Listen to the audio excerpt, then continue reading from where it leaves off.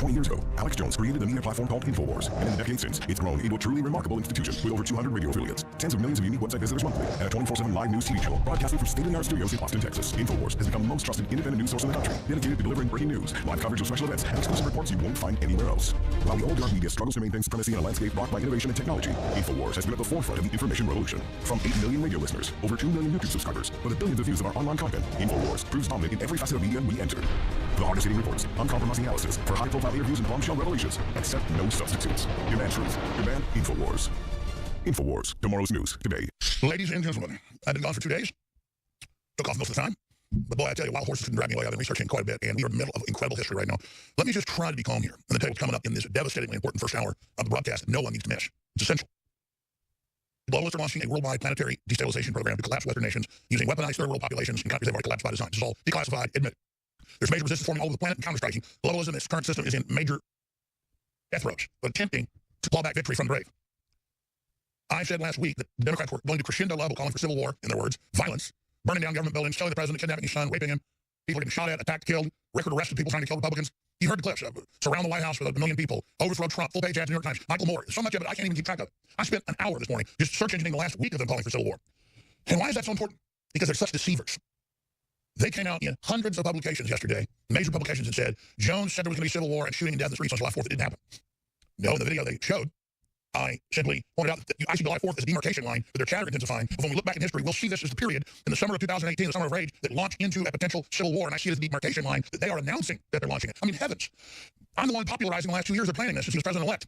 And now it was in hundreds, USA Today, Reuters, everywhere last week, saying we are in a civil war. That's USA Today. America is headed to civil war? No, we're already in it, it says. USA Today, we are in a civil war. I say, well, I think we're in a soft civil war, but the Democrats intend to go into overdrive by August. They're saying it. They're announcing it. And your enemies are announcing, we will launch a civil war around and overthrow them. Target all Republicans, hit them in the head, burn their houses down. Here's where they live. I've experienced the physical attacks. I've experienced them throwing beverages on me and knocking my drinks over at restaurants and saying, we hate your family, F your family. And then 2 gay guys trying to start a fight with my son at the airport, flying back from Colorado a few months ago. And they were pretty big guys, too. They were saying pretty things to me. I just laughed them off. Then as soon as I turned my phone off, I got the video. They go over to get him. He already got his bags and was leaving. I said, you want some? You want some? The 15-year-old person. What cowards. And over the week, especially on July 4th, people were beaten up, drugged by vehicles, attacked, brakes thrown on them, their hat torn away, punched in the head, houses vandalized. Boom! July 4th, boom! It just jumped just like I said, exactly. But then, how did they grab the fact that we're right and put into a defeat? They go, Jones claimed the North versus the South would line up again in all the articles and show Confederate soldiers versus blue, saying I said that was going to happen. As if their readers are so dumb, and I'm saying it's the Civil War of the 1860s, not the new Civil War we're in. It's global against globalism. See how dumb they think you are? It's all coming out straight ahead. Everyone thinks so, but I would never say it. You know what I want to do? I want to get it finished. The prize I want is victory for the world.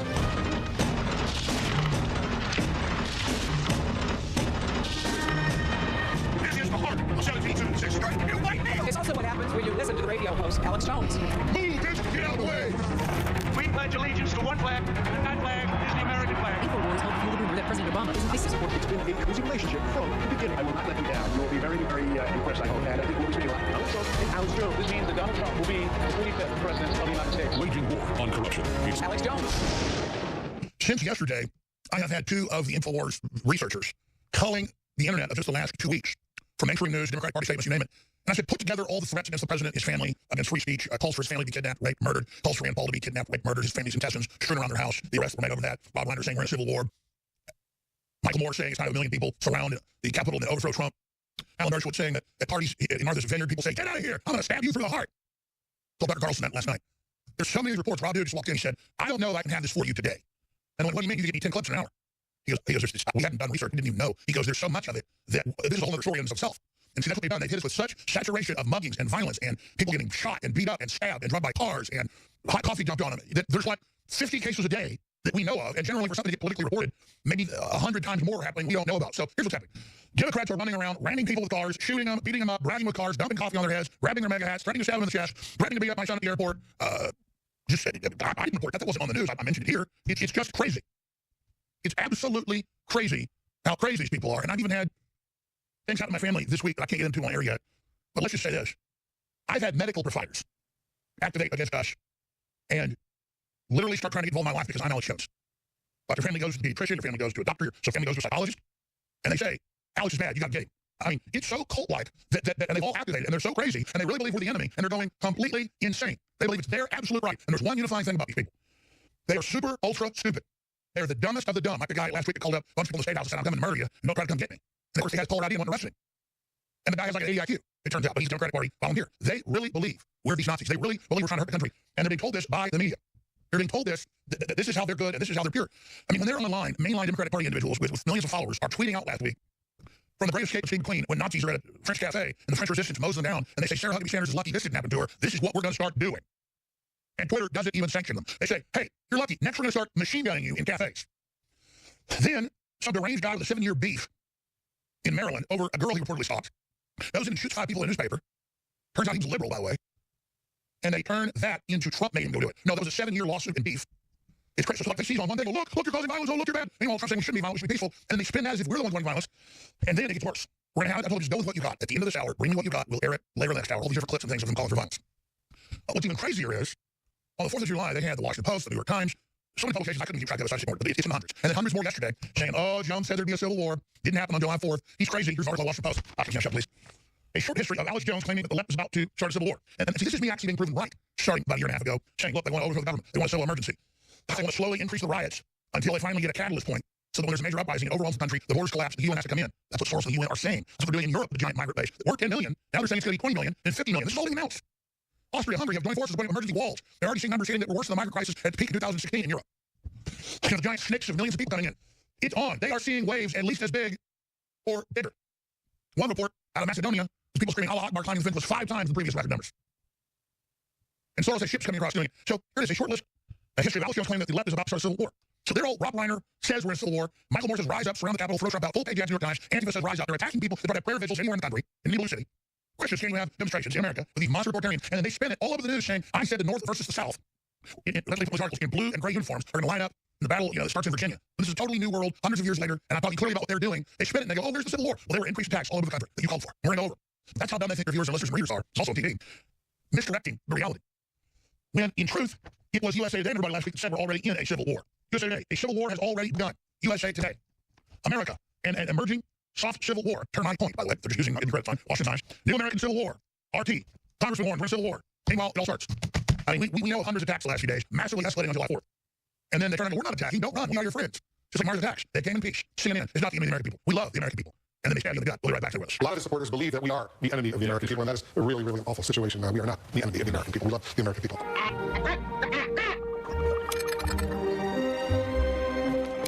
But we are not the enemy of the American people. We love the American people. We love the American people. We love the American people. They came in peace.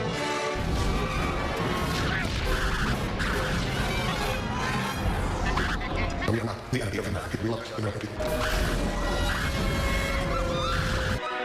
This is CNN. I'm Alex Jones. You are the resistance. I'm Alex Jones. This is a syndicated radio /TV global transmission, also simulcast on the internet via Infowars.com/show and many other platforms. The reason I mention that is I notice more and more in the news, they call me the internet radio host, Alex Jones, when I've been on AM and FM radio stations since 1996, and I'm on over 260 radio stations, and now I have lost count. It's over 400 TV stations now, and approaching 100 cable systems. And see, they hate what they see as the credibility of that. That's what they're trying to shut us down. But I got some really good news. The last few days, the lawyers have asked me not to talk about it, so I'm just going to leave it at that. But let's just say we're having some major victories against the globalists right now on many, many fronts. And let me stop right there. I have information here in my hand that is so incredible that I'm going to wait till the next second to cover it because it actually makes me catch my breath and start having a little anxiety attack. And I haven't had anxiety attacks except when my children are being born. So I'm not a guy that has a lot of anxiety. I've got what you could call pretty good nerves, close to nerves of steel. And such momentous things are happening and going on right now that I don't feel worthy to even talk about it. I mean, that's what I'm saying is I get butterflies. I'm having no breathing right now. Because we're here. This is a global flashpoint. This is a lot bigger than America. This is a lot bigger than anything else happening in our lives. I'm having a feeling right now 2 or 3 times stronger than when I watched my wife get cut open and our daughter be born. She had some complications 14 months ago in a cesarean. You know that same feeling when you're watching your life be slashed open. It's not a scared feeling. If you're about to see your baby for the first time, to worry about her. It's just so intense. But you're there. They want you to watch. You're going to do it. Be a man. But you're just get this over with. You see, my wife and the doctors just had to go through that. The nurses. We're all in this. We're all going through this now together. And if you don't feel it, if you don't see it, there's something wrong with you. And evil and all its stupid minions are throwing their attacks now at humanity. And this is a spiritual war, a cultural war. This is it. For the whole future of the planet. I'm going to get into it when we come back. The media spins it like Trump did something bad. And boy, is he right? We'll see what happens. They're not willing to come out against America openly in the new trade war. But they kind of backhandedly, in the main, but there are a lot of attacking Trump. That's 10% or so that Mr. Marshall's 70-80% of all the attacking. Is he wrong? Well, we'll see. It's causing problems. Boy, is it right that China has a $900 billion deficit with us?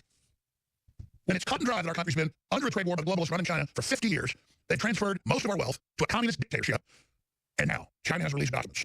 Mainstream news has confirmed of their plan to strangle the U.S. economically and then militarily strike hot wars in third world arteries that supply the U.S., cutting off our supply lines, and then phoning in political control inside the United States. And then, if there's any resistance, standing up and attacking U.S. forces. That's the term, standing up forces and attacking.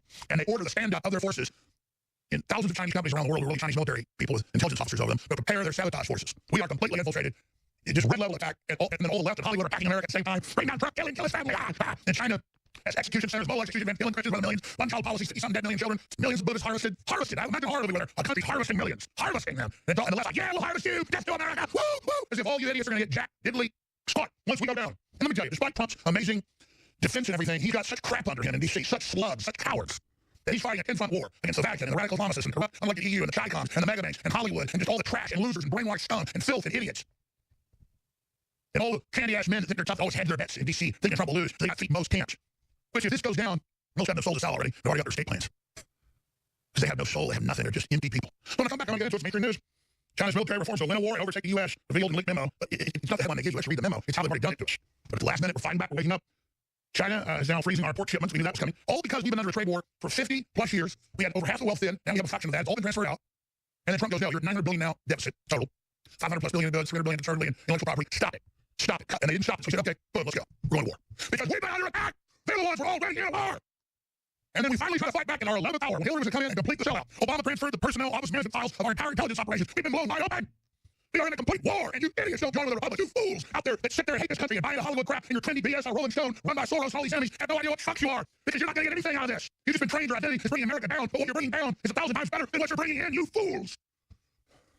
We come back, we'll break it all down. America's darkest hour. We're here, but we're fighting back. At least in our darkest hour, we awoken. What would you do if you knew your country was under attack? What would you do if you saw the proof? The foreign authoritarian government allied with traitor corporations that had a long-term plan to deindustrialize the country, turn its nation against itself, encircle it geopolitically, and finally bring it down to be a UN enclave of a larger world government. What would you do if you've been brainwashed by the propaganda against your own nation and finally saw the proof that you've been conned, that you've been a chump, that you've been indoctrinated your whole life by the media, by the educational system? Would you get pissed at your brainwashers, at your captors, those that built the mental prison, the mental labyrinth of lies?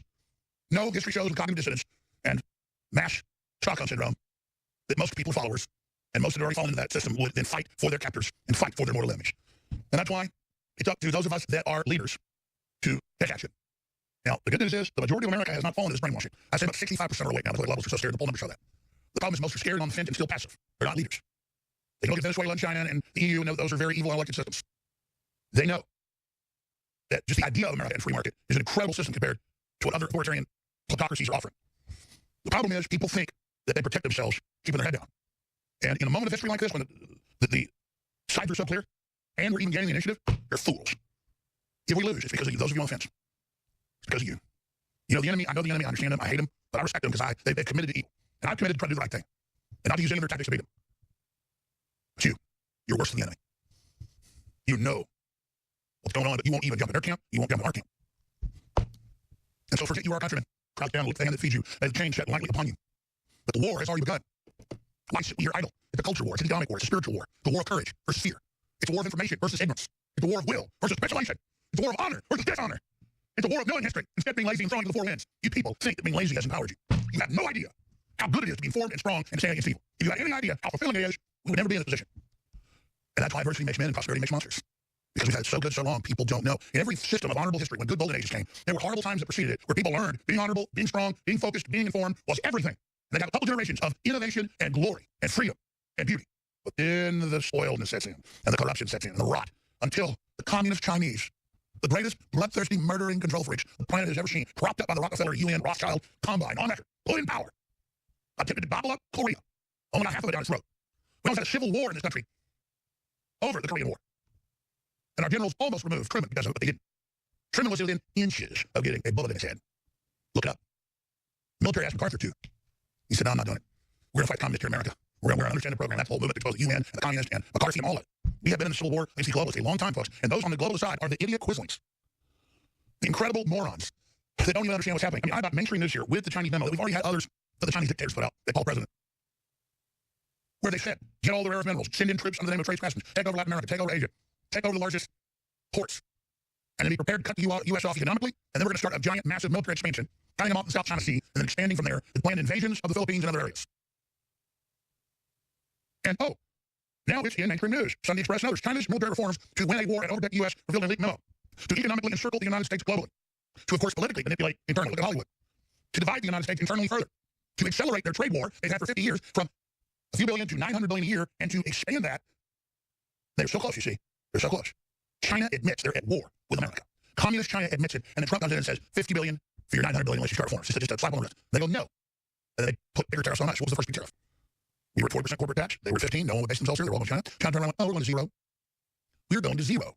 And Apple and all the traders moved over there. But in the left over here, we want a 50% corporate tax, all to shut the U.S. down, all to teach, just like Bill Maher said. He wants to crash the economy to kick the American people on their knees. And that's their plan. Cloud pivot all of it. Oh, China has giant ghost cities they've built. Giant freeways bigger than the U.S. They don't give to their people. All just sits there empty, investing all the trillion of U.S. money, laughing at us. All of it about selling America out. All of it a sick joke. And then Trump says, okay, we'll do 500 billion on you then. And then our media starts siding against Trump and against America, saying, how dare you, after 50 years of us being under trade war, try to just bring something back and stabilize the U.S. and get control of the U.S. when the Chinese about all our codes, all of our bases, all of our troops, all of our personnel files, but on purpose by Obama and Hillary. We've been totally sold out. Last minute Trump comes in, as we're under attack to raise a shield and try to build up some industry and some strategic stockpiles. We have been totally sold out and lulled to sleep with our giant military. And it's all been planned for decades upon decades upon decades. And the CFR's been hailing it for 30 years. The Chinese century. America's going down. Only invest in China. Well, of course China did great with billions of slaves. 1.5 billion slaves now. Of course they did great with centralized control. Of course they did great with a capitalist system for the top generals and the billionaires and slave class syndrome, all in communism. Of course, if you get $900 billion trade deficits year after year, you can build up some stuff. And all the Chinese tariffs, now Europe's doing tariffs, and they're doing tariffs back on top of their tariffs. Oh, our tariffs are hundreds of times bigger than your non-existent ones. Since you did some little baby ones, we'll go even higher and higher and higher. People are like, well, this might hurt the U.S. economy. Yeah, we're in a war. We've been in a war. And we just woke up and realized we were in a war. Critical intel, a big win. Coming up the next segment. Exclusive intel. Not so fast, Lois. The American counter-strike is happening now. And I hope a lot of these brainwashed, disenfranchised groups, brainwashed by the big corporate controlled universities, break out of their trance and join the smart team, the patriot team, the free team, the prosperous team, the American team. It's a no-brainer. You know, you're going to sign up the communist Chinese who are quarterbacking the whole takedown of the U.S. And then more documents are out. How they work with Hollywood, how they're encircling us, how they're demoralizing us, how they are winning a war against the U.S. economically and preparing to do it militarily. And the CFR says, oh, yeah, we're bringing America down. It's over. It's almost done. We're going to have race riots and bring in the UN. I hear old timers say that 25 years ago. They were nuts. 10 years ago. I thought it was crazy. It was about 6, 7 years ago. I was at Fair Day in Dripping Springs with my kids at the carnival. A couple old cedar choppers, what you call them, you country boys. All cedar trees around here, so that everybody loves call them cedar choppers. They go up to cedar post the back of the truck. They go, Alice, you got to worry about triggering a race war and bringing in the UN. And I still thought it was crazy. And about a year later, it was in the news. So they're crash playing. I mean, the boldness of it is so insane. So they're trying to launch a civil war. USA Today says we're now in one. A lady told Alan Dershowitz at the dinner party she wants to stab him in the heart. There were attacks all over the U.S. People drugged by cars, beat up, coffee thrown on them, their mega hats grabbed off of them. And the media said, Jones claims that they're going to launch a civil war like North against South. And I said, it's the demarcation line, the summer of rage. The Democrats are calling it a civil war. Rob Reiner, Michael Moore, clips are coming out the bottom of that shower. It's compendium of them. And then a huge flotilla of stories of TV shows, news programs, just 4th of July saying I was crazy. And then I thought, they would show Robert E. Lee and General Ulysses S. Grant and said, I thought that was happening again. That's how dumb they think their viewers are. They're everywhere calling for uprising. They're calling for violence everywhere. Roger Stone, not go out anywhere. You get a lot of handshakes, balls, so we're going to kill you. Traitor, you're going to die. How many times do you have video of it? And then we say, hey, folks, if you're up for war with us, and Islamists left us trying to bomb 4th of July parade, all of it. They go, no one's attacking you. No one's attacking you. No one's attacking you. We're just pouring hot coffee on your head. We're just dragging you behind our vehicle. We're just calling for Aaron Trump to kidnap and rape. And there's so much of it, I can't even keep track of it. So, it is a global movement with global corporations, the Chi-Coms and others, to bring down the U.S. You couldn't conquer the U.S. in a military frontal attack in 1955. The powerful corporate interests wanted global control, and they parlayed the fact that we had over half the world's wealth into a global takeover for corporations, not for us. And they went, Chinese are hardworking and smart. But the rhetoric dictatorship, you can go in there, make their Chinese dictatorship super rich, and then leverage out the entire West. And it was a visionary plan by David Rockefeller. He wrote books on it. They did it. But at the last minute, patriots rally worldwide. We got patriots in as the United Front. This is the new world war. It's economic, it's cultural. They're using third world populations and third world countries collapsing that China has moved into now through the colonialists as weapons. They are quarterbacking it. It's them. And Trump tried to be nice. He said, just stop doing one-side trade deals. Just let us have a little bit. They said no. So now we're in a trade war. 50 years, it's just now they've got Ready Player 2. Before they had us asleep, just beating us in the head for 50 years from every angle, Hollywood, and the universities, the big banks, the globalists, just beating us to a pulp. But finally we got up, we got black eyes and stab wounds. We went, the first punch, the Chi-Coms fell down. And now they're coming back. And they're all hitting us, folks. This is the battle. Like Bismarck said, God loves children, drunks, the United States of America. 9 lives, baby. 9 lives. We got a couple left. 9 lives. Idiot. And Americans are going to make the choice for prosperity and freedom. And the Chi-Coms and Hollywood, all you trash laws, you're going to be known as the Nazis this time. You're going to be anathema. You're doggy. But you got to go fight spirit here, folks. You got to break through their conditioning, break through their bullying. You're going to bully us and get in our faces and try to... You think that makes us go away? That makes us fight this much harder. And with another big devastating victory on the next hour with us is Roger Stone. He's all over the news. Ladies and gentlemen, the entire Russiagate thing just had its biggest collapse ever. This is it. Bigger than the Strzok emails, bigger than any of that. Because it was their entire Obama's law firm. He set up, Politico admitted, the day after Trump won, Politico, his law firm, his people, to stop Trump and his associates from his agenda, which is to bring the Hitler back. Stopping Islamic takeover of Europe, stopping the Chi-Com takeover of all the resources, economic encircling. And so, now, they put this lawsuit out to bankrupt him. They had to kick to court everything. They sued the president. They sued Roger Stone. They put all their lies and crap in there, and the judge summarily ruled it out the airlock without just saying this is total crap. This is a fiction novel. And it just shows you, ladies and gentlemen, how big this is. Judges missed a suit alleging Trump campaign conspired with Russia to hack the DNC. Here's the problem. Roger spent hundreds of thousands of dollars on this one, maybe even other lawsuits. So I'm just telling you, continue to support, folks. As long as you do, we're going to win. We have Providence on our side. And all we've done is, quite frankly, give them one hell of a pro-American fight. we're obviously the Americans here, folks. We see the country come back to life. They all know it. They're pissed. There were a few people who weren't traitors. So, Roger, I want to say congratulations on Iran. We'll go next hour with you and cover the waterfront, Supreme Court nominees, and all the things that are happening. But this is just a momentous time in history that we were behind in the game. Now we're in the final quarter. We're ahead in the game. I think we just keep focused. We're going to win here. But this is a big deal. Tell us about it. Well, it's a stunning rebuke to John Brennan and Jim Clapper and Susan Rice. And Oh, yeah, I forgot. They were in lawsuit with amicus briefs, so more diarrhea. So I've been targeted by the deep state. This is just one prong of their targeting. Now, I'm also being sued by the Democratic National Committee, along with Donald Trump Jr., Jared Kushner, Julian Assange, the Republican National Committee, WikiLeaks, the Russian state, Vladimir Putin, in a showcase lawsuit in New York by the Democratic National Committee. When my lawyers notified them that we wanted discovery immediately of their servers to determine whether or not they had indeed been hacked, they went to court and now going to delay their own case until after the election. Which shows it's all pure vapor. I mean, that's what happens here. Yeah, and then you've got the third prong of it, which is, Robert Mueller rooting around in my finances, according to CNN, dragging my associates in front of a grand jury by subpoena, according to Reuters and the New York Times, in a witch hunt, in an examination. Look, folks, it's pretty simple. No Russian collusion, no WikiLeaks collaboration, no John Podesta's emails. But this is a witch hunt, and now you see Mr. Mueller asking for even more cash and more aggressive... Oh, yeah, he's expanding it and metastasizing new investigations. He's having babies. Well, I think what is clear here is pretty obvious. He interviewed with Donald Trump for the job of FBI director with the firing of Comey. He was also being interested in being attorney general at that time. He was turned down by the president, thus his animus. He is a hitman for the deep state. His track record is an extraordinary one. I think we have a spot about it here.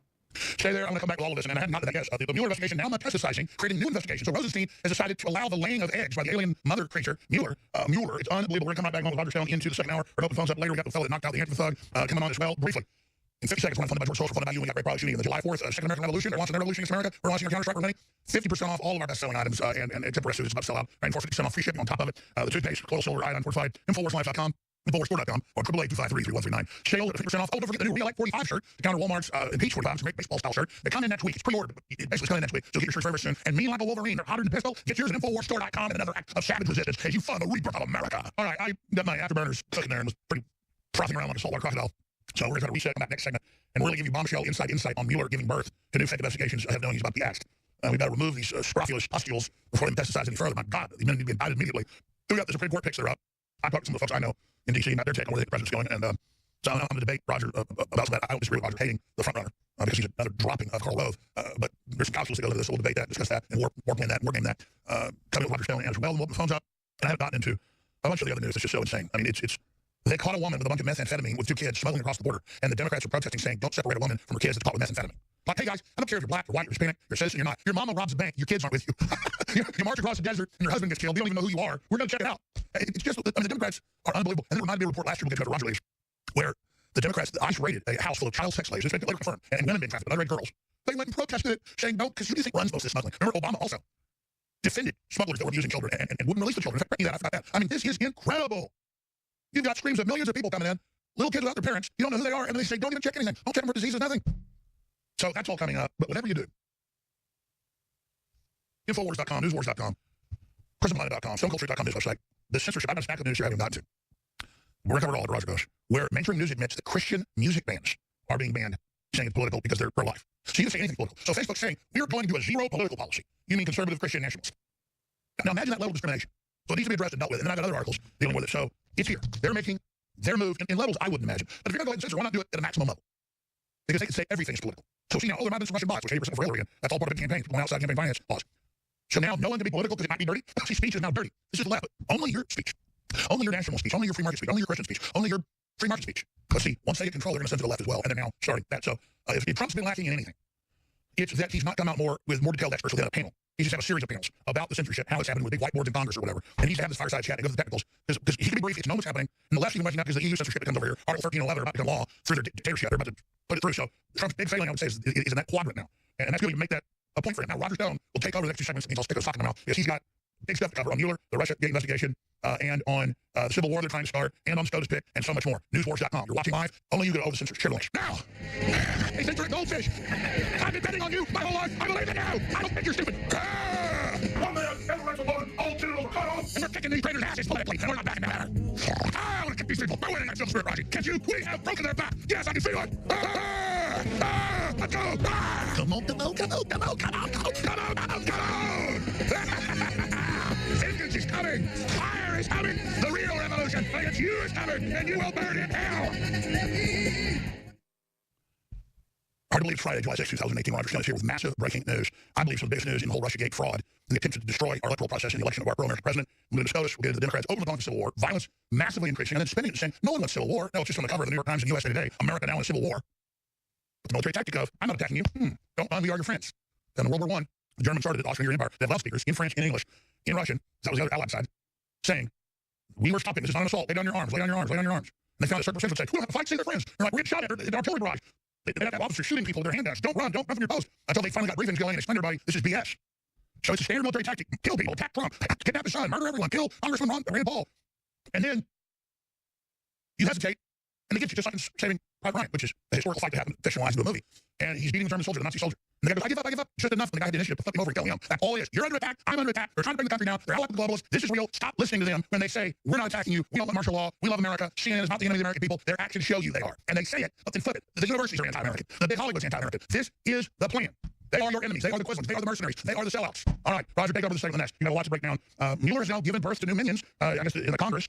Between him and Rosenstein, and popping out, it's reported that he's got a whole new flotilla. I guess he thinks his head's about to be chopped off politically. But first, let's get into the big victory. Judge dismisses suit. Alleged Trump campaign conspired with Russia to hack the DNC. Roger Stone, vindicated. Alex, I think it's very important that people understand that the left has filed these type of lawsuits against me, against you, against Infowars, as an effort to bankrupt us, but more importantly, to distract us from the coming fight to save Donald Trump's presidency, where they would rather not have us on the ramparts. In this particular case, the judge, a Clinton appointee, but who did a superb job of cutting through the BS, threw the case out on jurisdictional grounds. And it is true that there is no finding as to their crazy conspiracy theory that Roger Stone and Donald Trump worked with the Russians to hack the DNC and gave the money, the information to Infowar, to WikiLeaks or Julian Assange or anyone. They presented no evidence at trial to this crazy left-wing diluted narrative that is the centerpiece of their whole theory, the centerpiece of the Intelligence Committee investigation, the centerpiece of the House Intelligence Committee investigation, and it is not proven in this case. They can file it elsewhere, but it's a harassment lawsuit filed by a bunch of Ivy League snots who used to work for Barack Obama in a Barack Obama-blessed group. Nonetheless, my lawyers did a great job. It is a total victory. It cost over $250,000 for this important victory. And I'm not liberty to talk about some victories we had for strategic reasons, but let me just say, good things have been happening with the 20 lawsuits they filed last. My lawyers asked me to stop talking about it on air, so I'm not going to. We had several victories this week as well, but those victories themselves cost over $100,000. Total, I want to get into everything, but we need to bring in millions of dollars to roundly defeat all these. And then I've got to countersue, which we're doing, every single party in the states that have anti-slapback provisions, which will also cost money. And it's not because I want to do that. People have to know, you falsely sue me. When I win, I'm going to sue you to the wall because you assaulted me first with fraud. And so I'm coming after all of you. And I understand that, but that's going to cost a lot of money. If we don't roundly defeat this, then this is a new thing they're going to use to shut everybody down. We are the tip of the spear. We are the canary in the coal mine. We are the front line. That's why we need your prayers and your financial support at Infowarstore.com. And you know they're donating as well. And not how folks donate to you and buy your book. Stone's Rules, your books, Infowarstore.com. There's a lot of ways to do it, but how do they support you? You can go to stonedefensefund.com, stonedefensefund.com, make a contribution there. You can go to the Infowars site now and buy my new book, Stone's Rules. I am current with InfoWarriors who bought the book online, mail it to me, or mail me a book, label, and I will mail it back to you at my own expense. I signed over 80 books last night for InfoWarriors. It was my pleasure. So go to the Infowars site now. You can get it at a nice price. That's right. Stone's Rules has a 100% rating by Power Reviews and a 4.8. My eyes aren't as good as they used to be. Is that 4.8, 4.6? Power Reviews. 4.6. So that's just unprecedented. And support Roger and what he's doing. But quite frankly, selling 50,000 books, which he hasn't done yet, is not going to pay for all the attack. Again, we're not bitching. We're not complaining. Support all the FM affiliates. Support all the TV stations. The point is, we don't have George Soros. We don't have taxpayer money like MSNBC got billions, their parent company, in the bank bailout. It's you. By the way, we have 2 new t-shirts that I knew were going to be hits, and we've had massive orders. 3-1 for the Reelect 45. They have a Impeach 45 baseball style Walmart shirt. It was a boycott Walmart, so they pulled it. I just say shove both up against each other and see what sells best. You know, I'm all for free speech. I say don't deplatform, but whatever. Walmart's right. I'm not asking Walmart to carry my shirts. I'm just saying everybody should tell Walmart, carry Reelect 45. Why shouldn't the public space be political space? We're America. But these babies are being printed right here in Texas, right now, in Central Texas. And they're going to be on their way out to you. No reviews yet, because it hasn't been shipped out yet. And it is $19.95 Reelect 45. I personally love the new shirt. That was my idea, but Robert, our great graphics guy, came up with. I thought, I don't feel like the Wolverine Trump, Wolverine, me like the Wolverine, Dan Rather said that, like in the Marvel comics or whatever. No. I want more like the werewolf meets Wolverine. And Robert totally got it. It's an amazing Trump shirt. We're Trump's face on a shirt. This is the one. It's a red shirt. Obviously, meaning your web day. Mean like a Wolverine, Infowars.com, the right arm on the back. I am the resistance, ladies and gentlemen. So we are very, very, very, very proud of Mean like a Wolverine. But 3-1, the Reelect Trump is selling. And look, I knew when I came out with Hillary for President shirts, I knew that it would be the campaign shirt. It became the campaign shirt. Trump even talked about the phone. He said, no, I think that's the shirt of the campaign. He was, my God, it was like a third of the people that were there at the RNC had it on. That really shook up the globalists. So I believe this new shirt, Reelect 45, we're going out in navy blue too, but it's summer right now. It's a white shirt only. This Reelect 45, Infowars.com on the back, I'm the resistance. I believe it is the shirt of 2018. And if you all order it and start wearing it, it will send shockwaves. Take photos of it, put it on Twitter, Facebook, put it on your own website, email the relevant family, get a chain reaction going, stand up to the bullies and say, we're going to speak out. Let me tell you, the Democratic Party and their operatives are using intelligence agency techniques. They use to bring down foreign governments to try to harass anybody in Trump's orbit. But they don't understand that the only making us work harder, and it's backfiring. I want to talk about that in the next segment, Roger, and then I'm going to let you go. You're a busy man, but you have been totally vindicated. People who joined us. Recap that for 1 minute and get into this huge Mueller news that only you can break down, I think, from the heart of the matter, how big this is and what this signifies that he's now having babies and metastasizing with the deep state U.S. attorneys. What does that signify? Well, Alex, just to recap, you're absolutely right. Our critics who are conducting lawfare against us in these harassment lawsuits showed their hand and proved yet again that they have no evidence of Russian collusion, collaboration with WikiLeaks, Jan Podesta's email, or any of that left-wing nonsense. It is very telling, though, that a story in the New York Times about Rod Rosenstein on page 1, roughly a week ago, told you the inside story. When Rosenstein wrote his memo to his client, President Trump, advocating and telling him how to fire James Comey, he didn't expect that document to be public. When it became public, Comey was exposed in front of his deep state buddies. According to the New York Times, he was despondent. He was hysterical. He was angry. And he obviously decided to square it up by appointing Robert Mueller as a special counsel to investigate the man he was angry with, Donald Trump. Now, it's significant that Mueller interviewed for the job of both FBI director and attorney general, was turned down for both positions. Thus, his own motive. Plus, he was well aware of his own culpability in the uranium one matter and other vulnerabilities in his public record. Now, what's happened, Alex, is fearing that he may be terminated, he's expanding his probe, taking on more U.S. attorneys so that he can hand off these fabricated manufactured crimes to guarantee their prosecution, even if he is legally decapitated. Just like he handed it off, a year ago, legally surveilling not just Trump, his lawyer, denying it the whole time. Now handing that off to the New York Democrat operatives there. And so what does it signify now that Trump's former lawyers got on national TV and said, I'll do what's right for the country, I'm not going to take a bullet for Trump now, and him now hiring Bill Clinton's former lawyers? That signal that Trump's lawyers getting ready to roll? Lanny Davis is a nice enough fellow. Lanny Davis is a good guy to meet in the green room, and he's not a bad talking head. If I were looking at many years in prison, I would not be hiring Lanny Davis as my attorney. This is about money, Alex, because Michael Cohen is looking at about $5 million in legal fees, and the Trump fund for former staffers and the Trump family do not seem inclined to help him in any way. So my guess is that Mr. Davis's representation is at a bargain basement price, and maybe we're going to find out what, if anything, Michael Cohen really knows. Well, I mean, Davis even sounds like a double agent in the news. I mean, he's like, my client might be guilty, might not, but it sounds like he's front of the bus day one. He's a longtime apologist for Bill and Hillary Clinton. He's a multi-time failed congressional candidate in the Washington suburbs. He's a reliable left-wing talking head if you want somebody to gloss over Bill's rapes or Hillary's crimes. But he's not the man I would hire in a serious legal matter. These lawyers are extraordinarily extensive, as you know, between the House and the Senate inquiries, lawsuits like the one we just won by having it dismissed, and the intrusive Mueller investigation. Alex, my legal fees will hit $500,000. I know yours are going to be many times more than that because of the frivolous harassment lawsuits filed against you and Infowars. This is a tactic of the globalist left. That's right. And smear our names. Speaking of court, obviously, Trump told Paul, you'd be my second choice, but now we think he's a little too old. Maybe make him attorney general. That's what's been said at the highest level. Now, we're looking at these 3 picks they've got. Trump narrows the list for Supreme Court pick. You're saying that there's also a senator that he just called that might be a wild card or the dark horse. Trump narrows the list for Supreme Court pick with focus on Kavanaugh and Keithledge. There's also Amy Barrett. And so out of all those 3, I look at Kavanaugh and embraces an amendment of Karl Rove and being involved with the Clintons and the Vince Foster matter and his neocon heritage and his never Trump connections. I mean, this looks like a Bush dingleberry that fell very close to cherry blossom.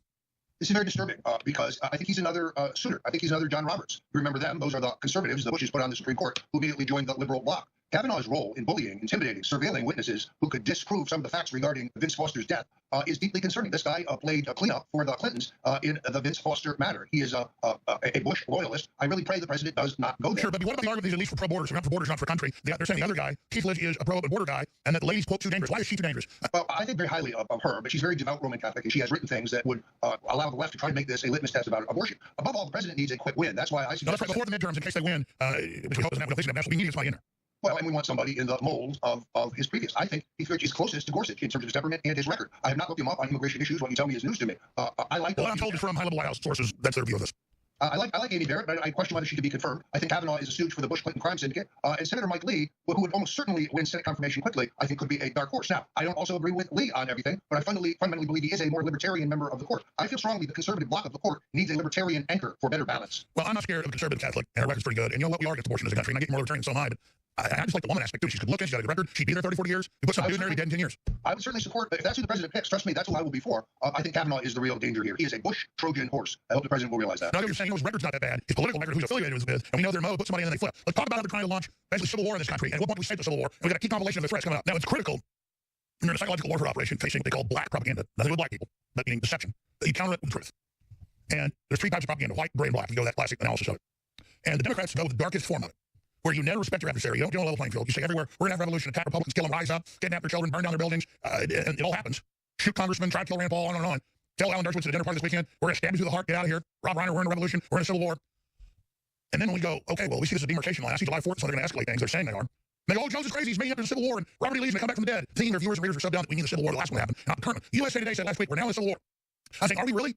Is it going from a soft civil war to a more intensified one? When does it ratchet up? I said right now is July 4th. I see it ratcheting up into the summer.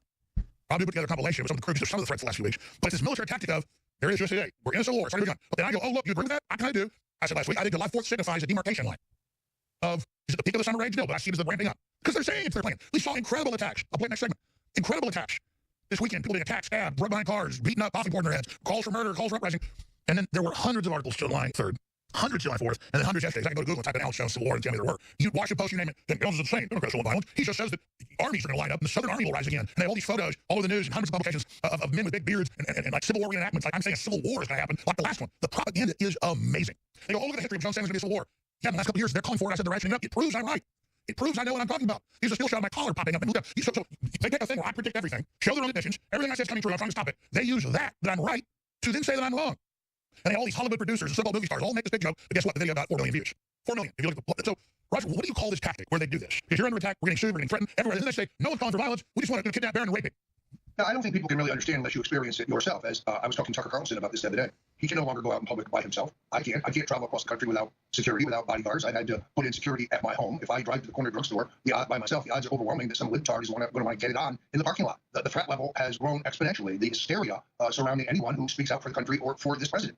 It is a dangerous, dangerous time. The reason they are so hysterical, the reason why they are moving to violence is because they're losing.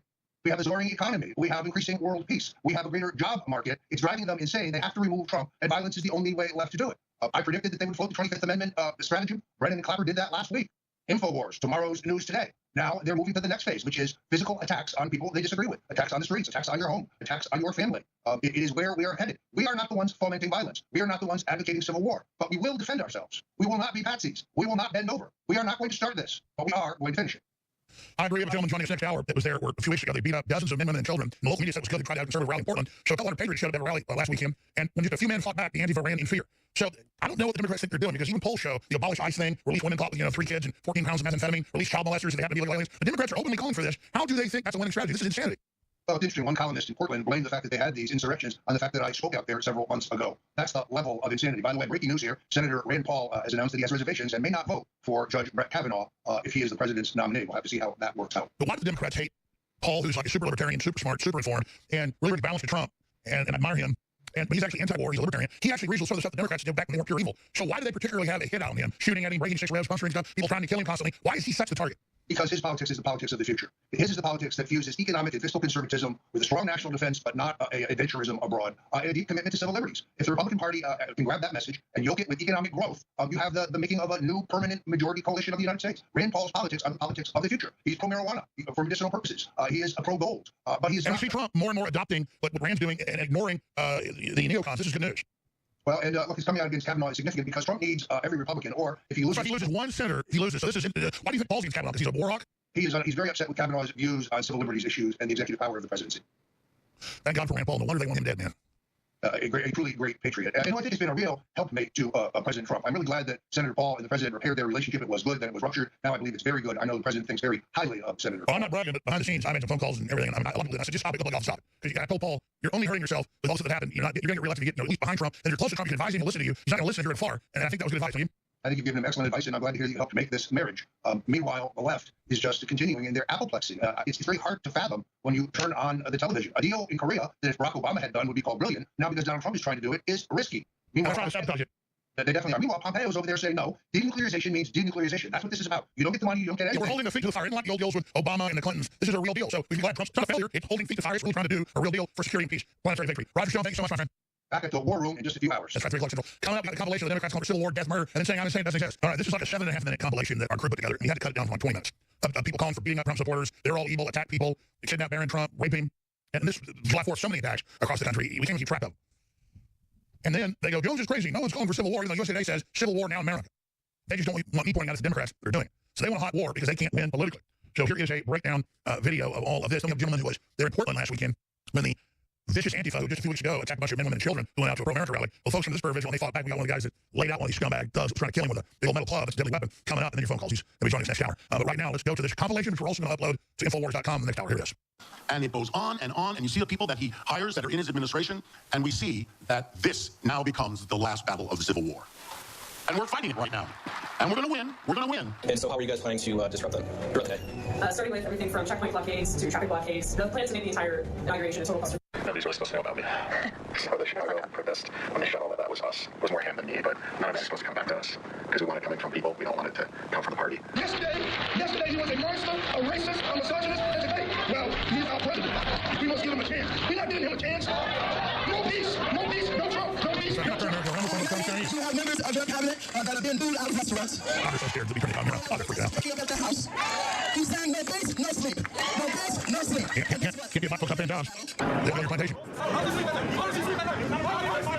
Party lines and fears over immigration have raised concerns for the ultimate fate of the U.S. Almost a third of Americans polled said they thought a second civil war was possible. At a party this week on Martha's Vineyard, a woman said, if Dershowitz were here tonight, I'd stab him through the heart. This is a Martha's Vineyard woman. Furthermore, the same poll indicated that roughly 60% of Americans believe that backlash to Donald Trump's policies could turn violent. The debate surrounding Trump's immigration policies and the media fuming over it, the gun control debate, and the White House and the intelligence community not getting along, that has been quite explosive at times.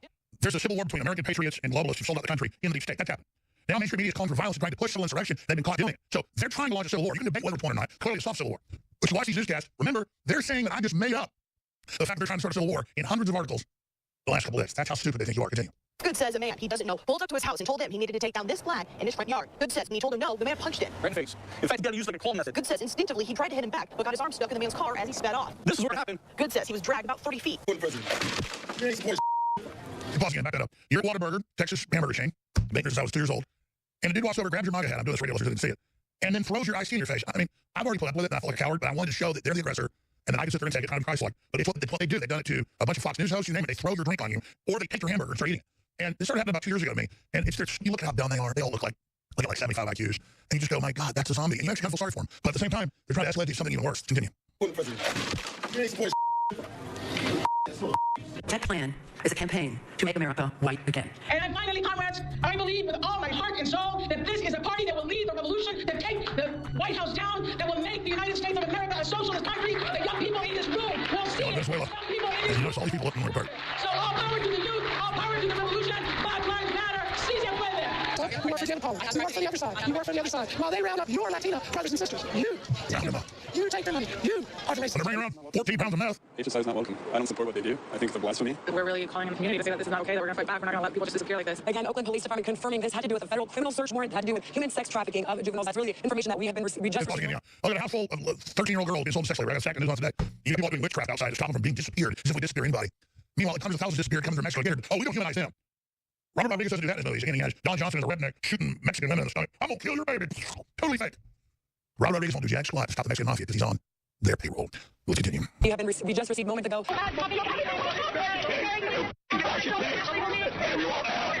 Something like, is your nickname herpes because you're not necessarily the most dangerous person in the administration, but you're very unpleasant, totally incurable, and you always show up when we're about to get If you vote for Trump, then you, the voter, you, not Donald Trump, are standing at the border like Nazis, going, you here, you here. And I think we now have to flip it, and to give in the evilness of Donald Trump. This is becoming an authoritarian state, and we need a grassroots effort today. Build up the tension. We have to turn this into a 3-day story. And what I want people to do is to commit, just like I will, that we would go to Washington, D.C. if such a crazy, insane act occurred, and we would lay down in front of the tanks. Well, I'll join 1 million other people surrounding the United States Capitol. I understand. They do it for going, man. This judge goes through for the rest of at least all of our lives. It's a rape. No. That's it. It's over. Combined with the White House and the Congress. Yes, and if this is the last American president. I just don't even know why there aren't uprisings all over the country. And if you see anybody on that cabinet, in a restaurant, in a department store, in a gasoline station, you get out and you create a crowd. And you push back on them. And you tell them they're not welcome anymore, anywhere. Do something about your dad's immigration practices, you feckless. What's Uncle Tom for white women who disappoint other white women? One way you get rid of Trump is crashing the economy, so space during all the recession. When's the last time after assassinating Clinton? I have thought an awful lot about blowing up the White House.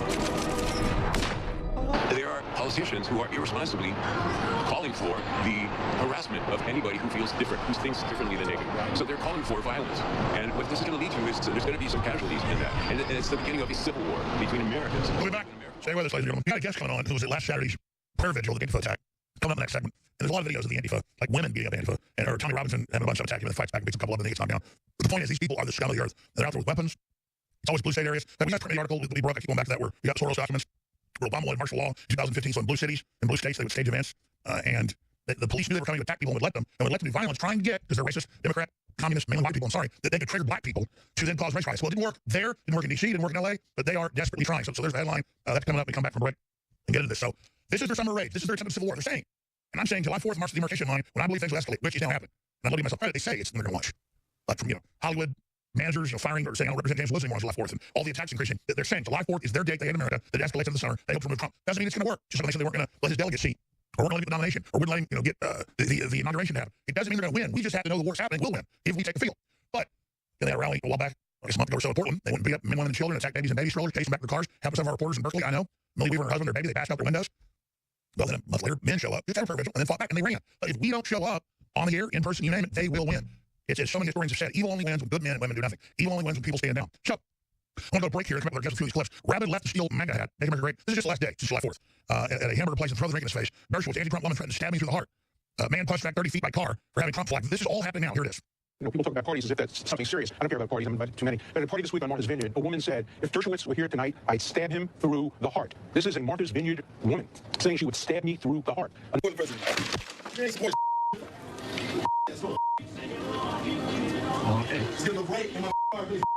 right, have fun with it. Jeff Good tells me he was just enjoying the 4th of July when someone drove in the front of his house and told him he needs to take down his Trump flag. He was saying vile things about our president. Jeff Good says a man he doesn't know pulled up to his house and told him he needed to take down this flag in his front yard. Good says when he told him no, the man punched him. Right in the face. In fact, he tried to use like a claw method. Good says instinctively he tried to hit him back, but got his arm stuck in the man's car as he sped off. This is where it happened. Good says he was dragged about 30 feet. I have some bumps and bruises that I don't think you want to see. Scars were on his hands and elbow. Good folks, notice the same story. You got an old man attacked by somebody else. As soon as he fights back, the guy runs. We're going to come back and talk about the spirit of attacking old people, children, you name it. And then when finally a man stands up, they crap their pants and they run. So all living in America, we're not looking for a fight. But when these people ask for it, give it to them. They deserve it.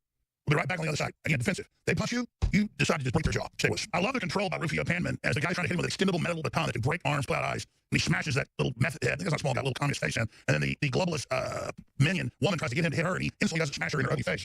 So Rufio was on the battleground in Portland participating in a patriot prayer march when he was confronted by a baton-wielding Antifa. And was swung him twice. Rufio blocked the shots and then brought the Antifa warrior to the ground with one right-hand punch. And then all the rest ran. And it's repeated. I've seen videos of women taking on guys and taking them down. And it's just the fact these guys are all in their head. They didn't grow up in America. Most of them are rich kids. They just hate America, and they're just scum. So Rufio, we salute you. Everybody loves you. That's what it's all about. It's so exciting. But again, every time these people run, he didn't have any weapon. Was trying to swat you with it, obviously split you up with it, hit you with it. But just describing it, because again, cameras only check so much. I spent hours looking at what happened. The police guiding you guys into them, letting them come. The police standing down. What precipitated you coming out? I know you guys saw before how they attacked the women and children. No one was there. This is just an incredible archetypal Americana, or just good versus evil story. So we salute you. You're now a folk hero. Obviously an Antifa scumbag target. On Facebook, you're at Rufio Panman PB. Instagram, Rufio_Panman. So God bless you. Tell us all about just your awakening. What happened to all this? Well, I've been doing this for a little over a year now. Been to many rallies up and down the West Coast from Seattle to Berkeley. So, facing Antifa isn't unfamiliar to me. But the Portland rally last weekend was obviously probably one of the most violent I've seen. And it's, as far as the police standing down, none of that should have happened. If that would have happened in Seattle, it would have been a whole different story. The police are a lot better there. So, I was genuinely worried for people around me and their safety. This is a continual problem we're having. Like you said, this is at least a very soft civil war right now. And if people don't start to wake up to what's going on, it's going to progress to something worse. So to talk about your awakening, who you are, it's interesting to folks, and just what you've seen, because cameras don't capture it. Just because I've been on it for myself back when they were 15 years ago, when they would attack myself and reporters just covering stuff in there, just to scum of the earth. But just describe your awakening, what you've witnessed. I know people were mad and came out. Earlier this year, they had an event in Portland where women and children were attacked, and no one was there to fight back. So just break that down. Well, I went into this originally pretty passive. I wanted to try and debate with them. I wanted to try and see eye to eye. And every time I go out there, I'm trying to find some middle ground with these people. And like you said, women, children, teenagers, elderly, they're all right there just trying to support their country. And, it's really hard to see. So, when you see that on a consistent basis getting worse and worse, you start to kind of develop this feeling that these are no longer people who are necessarily Americans per se, but they're kind of anti-American. And, you kind of have to separate yourself from them. You're saying they're the enemy. They are our enemy. They've chosen it. They've declared it. We got government mainstream news, Chinese communist documents. They're trying to fund anti-fund uprising. This is the war against America. And like you said, you try to speak to them as humans. They just disregard that and use it as weakness. But they do listen to your fist smashing in their face. Yeah, yes, they do. It seems to amp them up on social networking more than anything. In person, they aren't very much of a threat. So, that's why we keep encouraging more patriots to come out there, because it's so effective when they show up in numbers. And that's all that really needs to happen. So, the more people we can get out there. I just love how you're giant roundhouse right hook and then shutting down someone's head. That probably hurting works. I love it. I gotta tell you, it's better than a fake Rocky movie. I'm sorry, he's a scumbag, man. Trying to kill you with a baton, and he's a piece of crap, and it's beautiful. Well, I don't think you did too well either. I appreciate that, Alex. Yeah. To be honest, I don't like hurting innocent people or weak people, but if you done in my life, some bullies trying to kill me, they're barely I see their head at the pavement. It felt good. How good did it feel? At least later, once you saw his head at the pavement. Well, like Gavin McGinnis says, violence isn't great, but justified violence is amazing. It's just one of those things where you just react instinctively, and when you can kind of overpower in that moment, it does feel good. It is a positive feeling. I can tell you that in that situation, there wasn't a whole lot of celebration going on. I was more worried about the safety of people around. I don't want to hit women. I never have. But in the moment, we're going to kill them with a metal ton. And I just did that. And there's a pretty big woman coming in, and she looks like 6'3" or something. You were like you're in the zone. You're like a video game. It's like this, like the movie switched. It's like boom, you do all, and all of a sudden you just didn't know that you didn't hit her. Yeah, well, she was pressing on me, and I told her, hey, you better get back, because this is I'm not playing around. And so I gave her the opportunity, and she took it. Well, I noticed I tried to get into Trump's inauguration. They had lines of women hitting us, hoping that we would hit them back and just push through them. But to get into Trump's field, you had to push. The first thing was women. Talk about cowards like the Islamists, and then there was a couple of dudes. But we had to ram through women to get into Trump's inauguration. So see if they put women out front.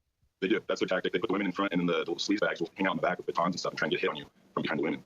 And they're like comic book scumbags, like you said. Like, how could you be so scummy as a man that you put women up front? Yeah. Well, even they have no fighting etiquette either. There's no moral foundation for them. They were throwing explosives into a crowd of people that could have easily got a baby stroller nearby. There's no thought process into what they're doing. And so on that level, you can't really have any sympathy for after they do things like that. You just have to eliminate them as a threat. And that's what you're doing. Proud Boys did an amazing job. I can't imagine what would have happened if we weren't there. Proud Boys is Gavin McGinnis' group, which is proud to be male, proud of masculinity. Because they teach in university, so those don't know, masculinity doesn't exist. Yes, it's actually toxic, Alex. It's toxic to be masculine these days. And it hurts the people around you if you're too masculine, I guess. They're teaching this all over the place, and it's. And they try to teach women, don't be feminine, which is powerful. Don't be masculine, which that's the power. We should all be ascribing to that, but they want to kill that. Right, and they are. We're going to break in a minute. I want you to have the floor, because it's just great. Get more to your awakening, just briefly. Like, where'd you come from? What stirred you? Well, I'm born and raised in Washington. I have a very great family. Been pretty productive all my life. I've always loved my country. I got involved in the movement originally last May Day because I was just tired of what I was seeing, and I went out to Seattle with one of my boys, not knowing anything about the movement. That's where I was introduced to the Proud Boys, who allowed me to network with like-minded men, and it's been one of the best decisions I've ever made. And since then, there's been a lot of, I guess you call it awakening to what's really going on, desensitizing myself, getting out of that political correctness state of mind.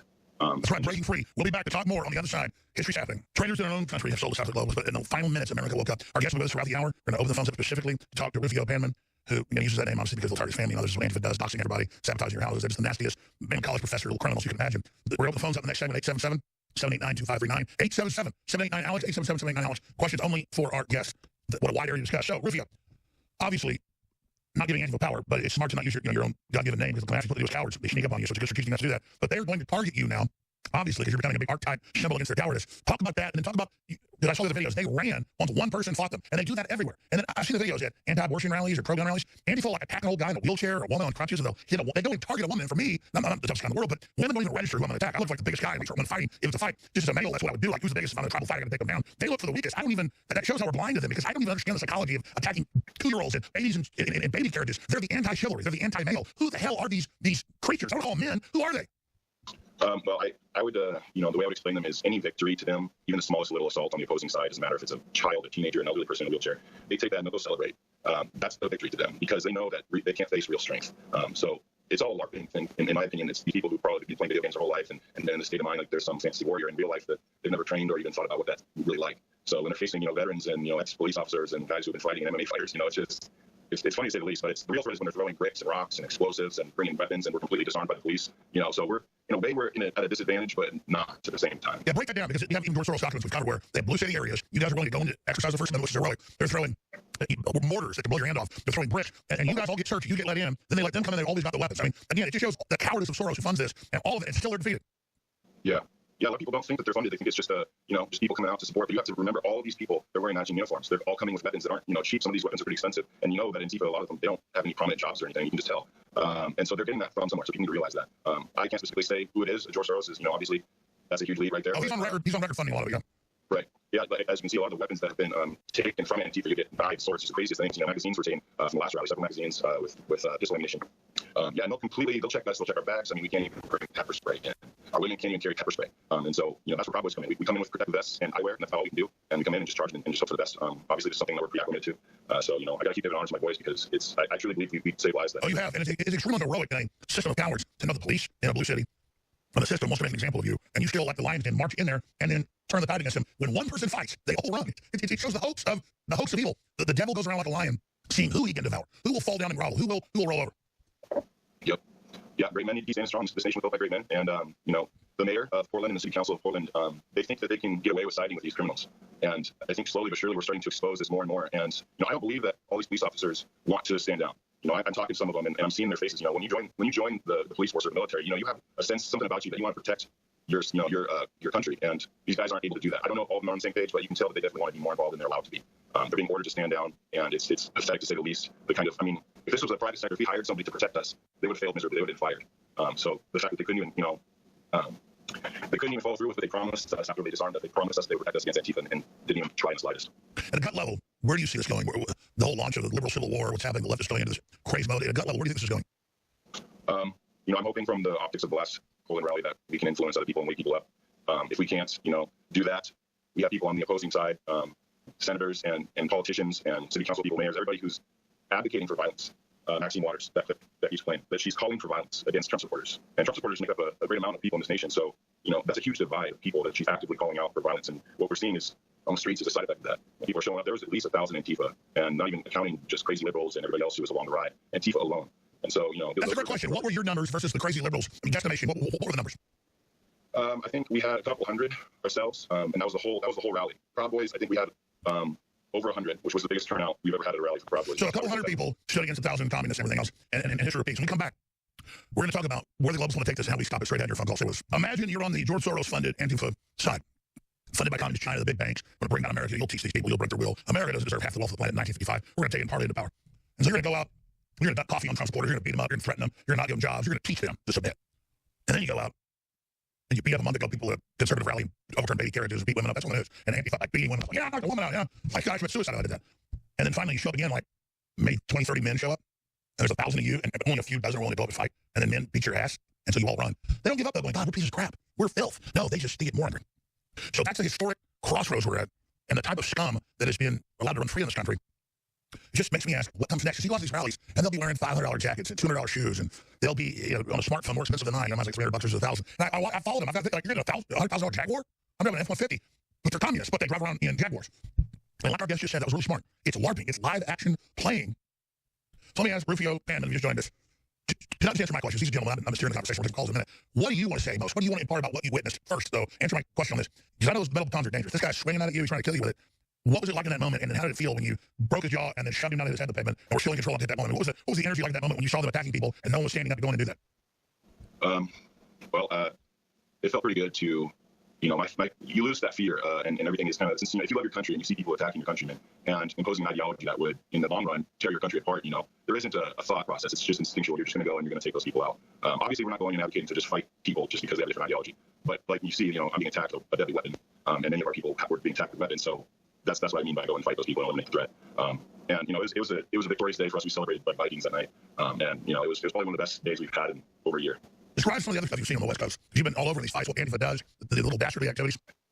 Yeah, I was at Evergreen College. I've been to Berkeley, been to Portland many times, Seattle. And from college campuses, you get the students, and they won't even talk to you. They don't want to debate. They don't want to, you know, they just want to yell and scream and claim victimhood mentality over you. And you know, obviously being a white guy and being a Proud Boy, you know, I lose all my credibility to people like that, even though I'm, you know, very involved with what's going on firsthand, and nobody wants to talk or hear my perspective. So when you start to eliminate conversation and debate, and all you want to do is fight, then that's what you're going to get. That's just how the world works. You know, if conflict all over the world, things like that happen, when you're unable to communicate with each other, all you want to do is argue and fight. That's when war breaks out. Wow, that's very profound. Exactly. So they lose physically everywhere they take the field. Don't they get them their argument the loser in the third dimension? We always win. I mean, don't they get like if one of you could beat 20 of them? Shouldn't they go? Oh, you should emulate you, Rufio Panman, not Saul Alinsky, the devil worshiper. Well, I think that's why they use such extreme tactics. You know, they throw bombs and stuff, and I think they're hoping to scare us. They're doxing. They're threatening their jobs. They think we're like them. They keep thinking we're scaring us. All they're doing is pissing us off. So let me ask you that. Where does it go then? Yeah. Where does it? Does it think we're like them? Like, you think we're scaring us? No, you're not doing that. We're spending every waking moment. How do we crush you? Discuss that. That's key. I mean, a lot of us have gotten really, really angry. You know, our stuff has been vandalized, our jobs have been targeted, some guys have lost their jobs. So, you know, when we stop having things to lose, when they eliminate, you know, the things that in our personal lives that we're trying to protect, then that doesn't, you know, kind of eliminates our limitation and is making them weaker in a sense. If that makes any sense. It's making us stronger and more willing to combat them as they target us more. Well, that's what you said the key to it all. They think attacking us makes us weak because that's how they would back off from that. They don't understand like that's what makes us wake up. Right. In a sense, though, it is for a lot of people who aren't really woken up and are still kind of in that politically correct mind, even though they might be a patriot to a sense. That sense of fear does hold a lot of people back. They don't want to be acknowledged on the internet or public information put out there. They don't want to be targeted, and they're already being targeted. You have to embrace it now. Right. Yeah, and a lot of people, that's the thing, is a lot of people don't realize they're already a target, and we're trying to create awareness. It's like, look, if you love your country, and anyway, if you want to fly an American flag, you're a target. You know, and if things are the way they are now, imagine how they're going to be if you have kids and everything, you know, 10 years ago. Exactly. Our free will is under attack. Like, we let them have their free will. They don't want us to have free will. They want control of our destiny, our souls. And I say, death before dishonor, death before disgrace, victory or death, like Colonel Travis. Right, exactly. Plus, how can we let a bunch of cowardly scum like this tell us what to do? How do we ever get in this position, Rufio? How do we ever get here?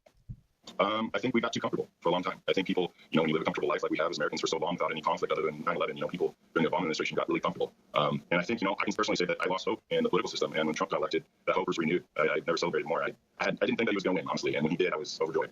So with that, spiritual, you felt hope reignited. Yeah, definitely. We'll come back to a few calls. We got a minute and a half. What else is on your mind? Your own words, not my questions. What else is at the heart of standing up and saying, what else is your view on what's going to happen? Well, I think men need to be willing to stand up. More men need to be willing to stand up, and that's kind of my mission: is to empower men in the community, young and old, all that, you know, all races. Doesn't matter your sexual orientation. I don't care. You know, stand up for your country, because, you know, this country is the reason why you can be any race, any sexual orientation. Doesn't matter, and live a free life. And so, you know, with that in mind, I would love people to just, even in the smallest way, stand up and do what's right. That's a great point. I understand everything you say is like spot on. Like, this is a country that says there's all this freedom, and they use that against us. Like, we've been bad to people compared to other countries. Like, no, we're the fount of the freedom. Don't blow that up. And then if the fake liberals are the authoritarians that want the control of that power, they would kill that power. They would kill that freedom. Exactly. We'll be back with your phone calls for 2 more segments with Rufio Panman. I'm Alex Jones, Infowars.com, Newswars.com. He's at Rufio PB on Facebook and Instagram at Rufio_Panman. The global revolution is demonization is happening now. Stay with us. These anti think they're going to beat up women and children a month ago, and that men aren't going to see that and show up. They've asked me to come. I don't want to make big stunts, and I have a family. I'm under attack here. I know the information we do is important. I think I'm going to accept the challenge to Portland, because that's a real center of evil and anti-free speech, and I can't not take the challenge. I don't want the attention or the insanity that comes with it, but at a certain point, I don't go out in public because it gets so crazy, but I think we need to put our flesh in the game, even puts everything else we're doing at risk, because it has to be done. It's metaphysical. I want to call this segment next with Rufio Panman, our guest, who's gone to all these different events in the great job standing up against these tyrants. And we're going to calls right now. We're going to go Javon, Liberty Smith, Aaron, Andrew, and many others with our guest here, who I'm really impressed with. Not only is he a guy that knew how to, like, take a baton away from a guy trying to kill him and knock him out, and then, like, a woman attacks him, he knows how to control himself. In that moment of fury, I probably done pretty good. I'm not hitting the guy, not shoving him down, but I got the hit in. He does that perfect shot, like winding up, hitting him, then shoves him down so his head is concrete, perfect, and then does hit the woman. I just got a big shot, I broke my hand, and then hit the woman. So obviously I'm doing that, somebody's coming, I'm going to get him. So it's like the perfect piece of video. It's like Muhammad Ali stuff. I'm not kissing your ass, but it's true. I think it was just spiritual that you weren't trying to be a thug, you were standing for what's right, but you, in that millisecond, executed it perfect. I'm sorry, it's like a piece of sports film. I mean, you see what I'm saying? Yeah, definitely. I'm just overjoyed that you are considering going for them. They want me to go. It'll be a circus, but yeah. Yeah, it's definitely going to be, but it'd be an honor to have you there, man. We better set it up then soon. All right, let's go ahead and calls. Let's talk to, I want to meet all you guys. I'm excited about this. You guys are just support workers we are. That's the thing. It's like, when I'm doing something special, there's all these men and women ready to do the same thing. Just do it. It's greatness is waiting for humanity. Just do it. Stop waiting. That's what you say. I'm not that special. There's all these other incredible people. We're all special. If you take action. You're not just special for not taking action. You don't all get a participation trophy for doing nothing. You get it when you participate. Let's go ahead and go to Javon in New Jersey. You're on the air. Go ahead. How you doing, sir? It's a pleasure talking to you. I'm a big fan. Ordered most of the products. The Brain Force is incredible. Honestly, it works. Not a placebo. It works. Yes, sir. I just want to comment about he said something very valid about the men coming out and standing up. And, you know, I believe, you know, I call myself a born-again Christian. And I'm talking to young men, and I'm trying to enlighten them. And when I talk to them, they're very shocked on how I like Trump and my political views and how I view things. And the older men, as pastors and as bishops and stuff like that, they can't really do the footwork that us younger Christian men can do. And I don't believe, you know, I'm seeing a lot of mighty men of valor, Christian men standing up against tyranny and evil, and even preaching about it over the pulpit. And I just think it's very important in times like these that we should be on the forefront out here with these other people, and that we're proclaiming we're Christians and that we're men of God, but we're standing, you know, in the backseat. We need to be out in the front seat. No, I agree. So how do we mobilize the church in this country when the epic battle is happening to take action? Great point, Javon. God bless you. Thank you. What do you think, Rufio? Well, you know, that's a big challenge. I'm a Christian myself, and I thoroughly believe that if Jesus was here today, he'd be right out there with us. I don't know if he'd be throwing punches, but he'd definitely be a huge influence to the rest of us out there. Well, you only throw punches on bankers. Christ only beat up top guys. Yeah. You know, I can't speak for Jesus, but, you know, I know he'd be out there. It is hard. Me and Joey Gibson, Joey does a great job. He's one of the most influential people I've ever met. He's one of the reasons why we're so successful out on the West Coast. But we've really tried and reached out to local churches, and I think it's really hard for them on kind of that political correctness term, you know, mentality. They don't want to really side with any, you know, political figure. And they never want to give men a chance to feel like they can do something. They want men to just be compartmentalized like women. Right. Yeah, I think the traditional sense of, you know, men standing up and defending not just, you know, themselves or their loved ones, but their country, and, you know, standing up for like-minded men, it's not the same as it used to be. And let's be clear, you got a bunch of demonized men. You got a bunch of evil globalist men that are running this, and they're worried about men. That's why we want to put in, oh, men are bad. It's all a bunch of evil men doing it because they're scared of other men. Exactly. And it's a reach for power. And so it's a strategical attack on men because men are the ones, it's our responsibility to protect the minds, hearts, and bodies of our people. And when you lose that protection, you lose your society, you lose... Well, let's be honest, men are expendable for the women and children. And when men sit back and try to play it safe, societies collapse. No, men are expendable. And that's what you did fighting out of the gun, which you're like, well, that's the right thing to do. Exactly. 99% of men wouldn't do that. They wouldn't show up to begin with. They go, oh, being safe salvage. No, you guys doing this is what destroyed the country. America took on an empire that never been defeated and beat it because men did it. And they're willing to back them. And you guys sit there thinking you're men because you show on the sideline. No, you're not men. So stop thinking because you go to the gym and act tough and all this crap, you're men. You're not. Let's take another call here. Larry Smith, Oklahoma, you're on the air. Go ahead. You're the man. You're the man. Go ahead. Hey, what's your guest first name again? I don't want to pronounce it wrong. It's Rufio Panman. That's a known deployment because of his enemies and Antifa, but that's an alias. Go ahead. Well, I just wanted to know that when I saw that video yesterday, I basically stood up and cheered and fist bump. It was almost like President Trump got elected again. That's how good I felt. But it's so perfect how he winds it up, knocks the guy out, knocks his goggles off for gas, and then pushes him down to the ground and then doesn't whack the woman who gets in his face. Because, I mean, I'm not saying I would hit a woman, but I would have. I get in that mode, like, I'm going to anybody surround me. Enemies are friendly fire, so a lot of control there. Very impressive.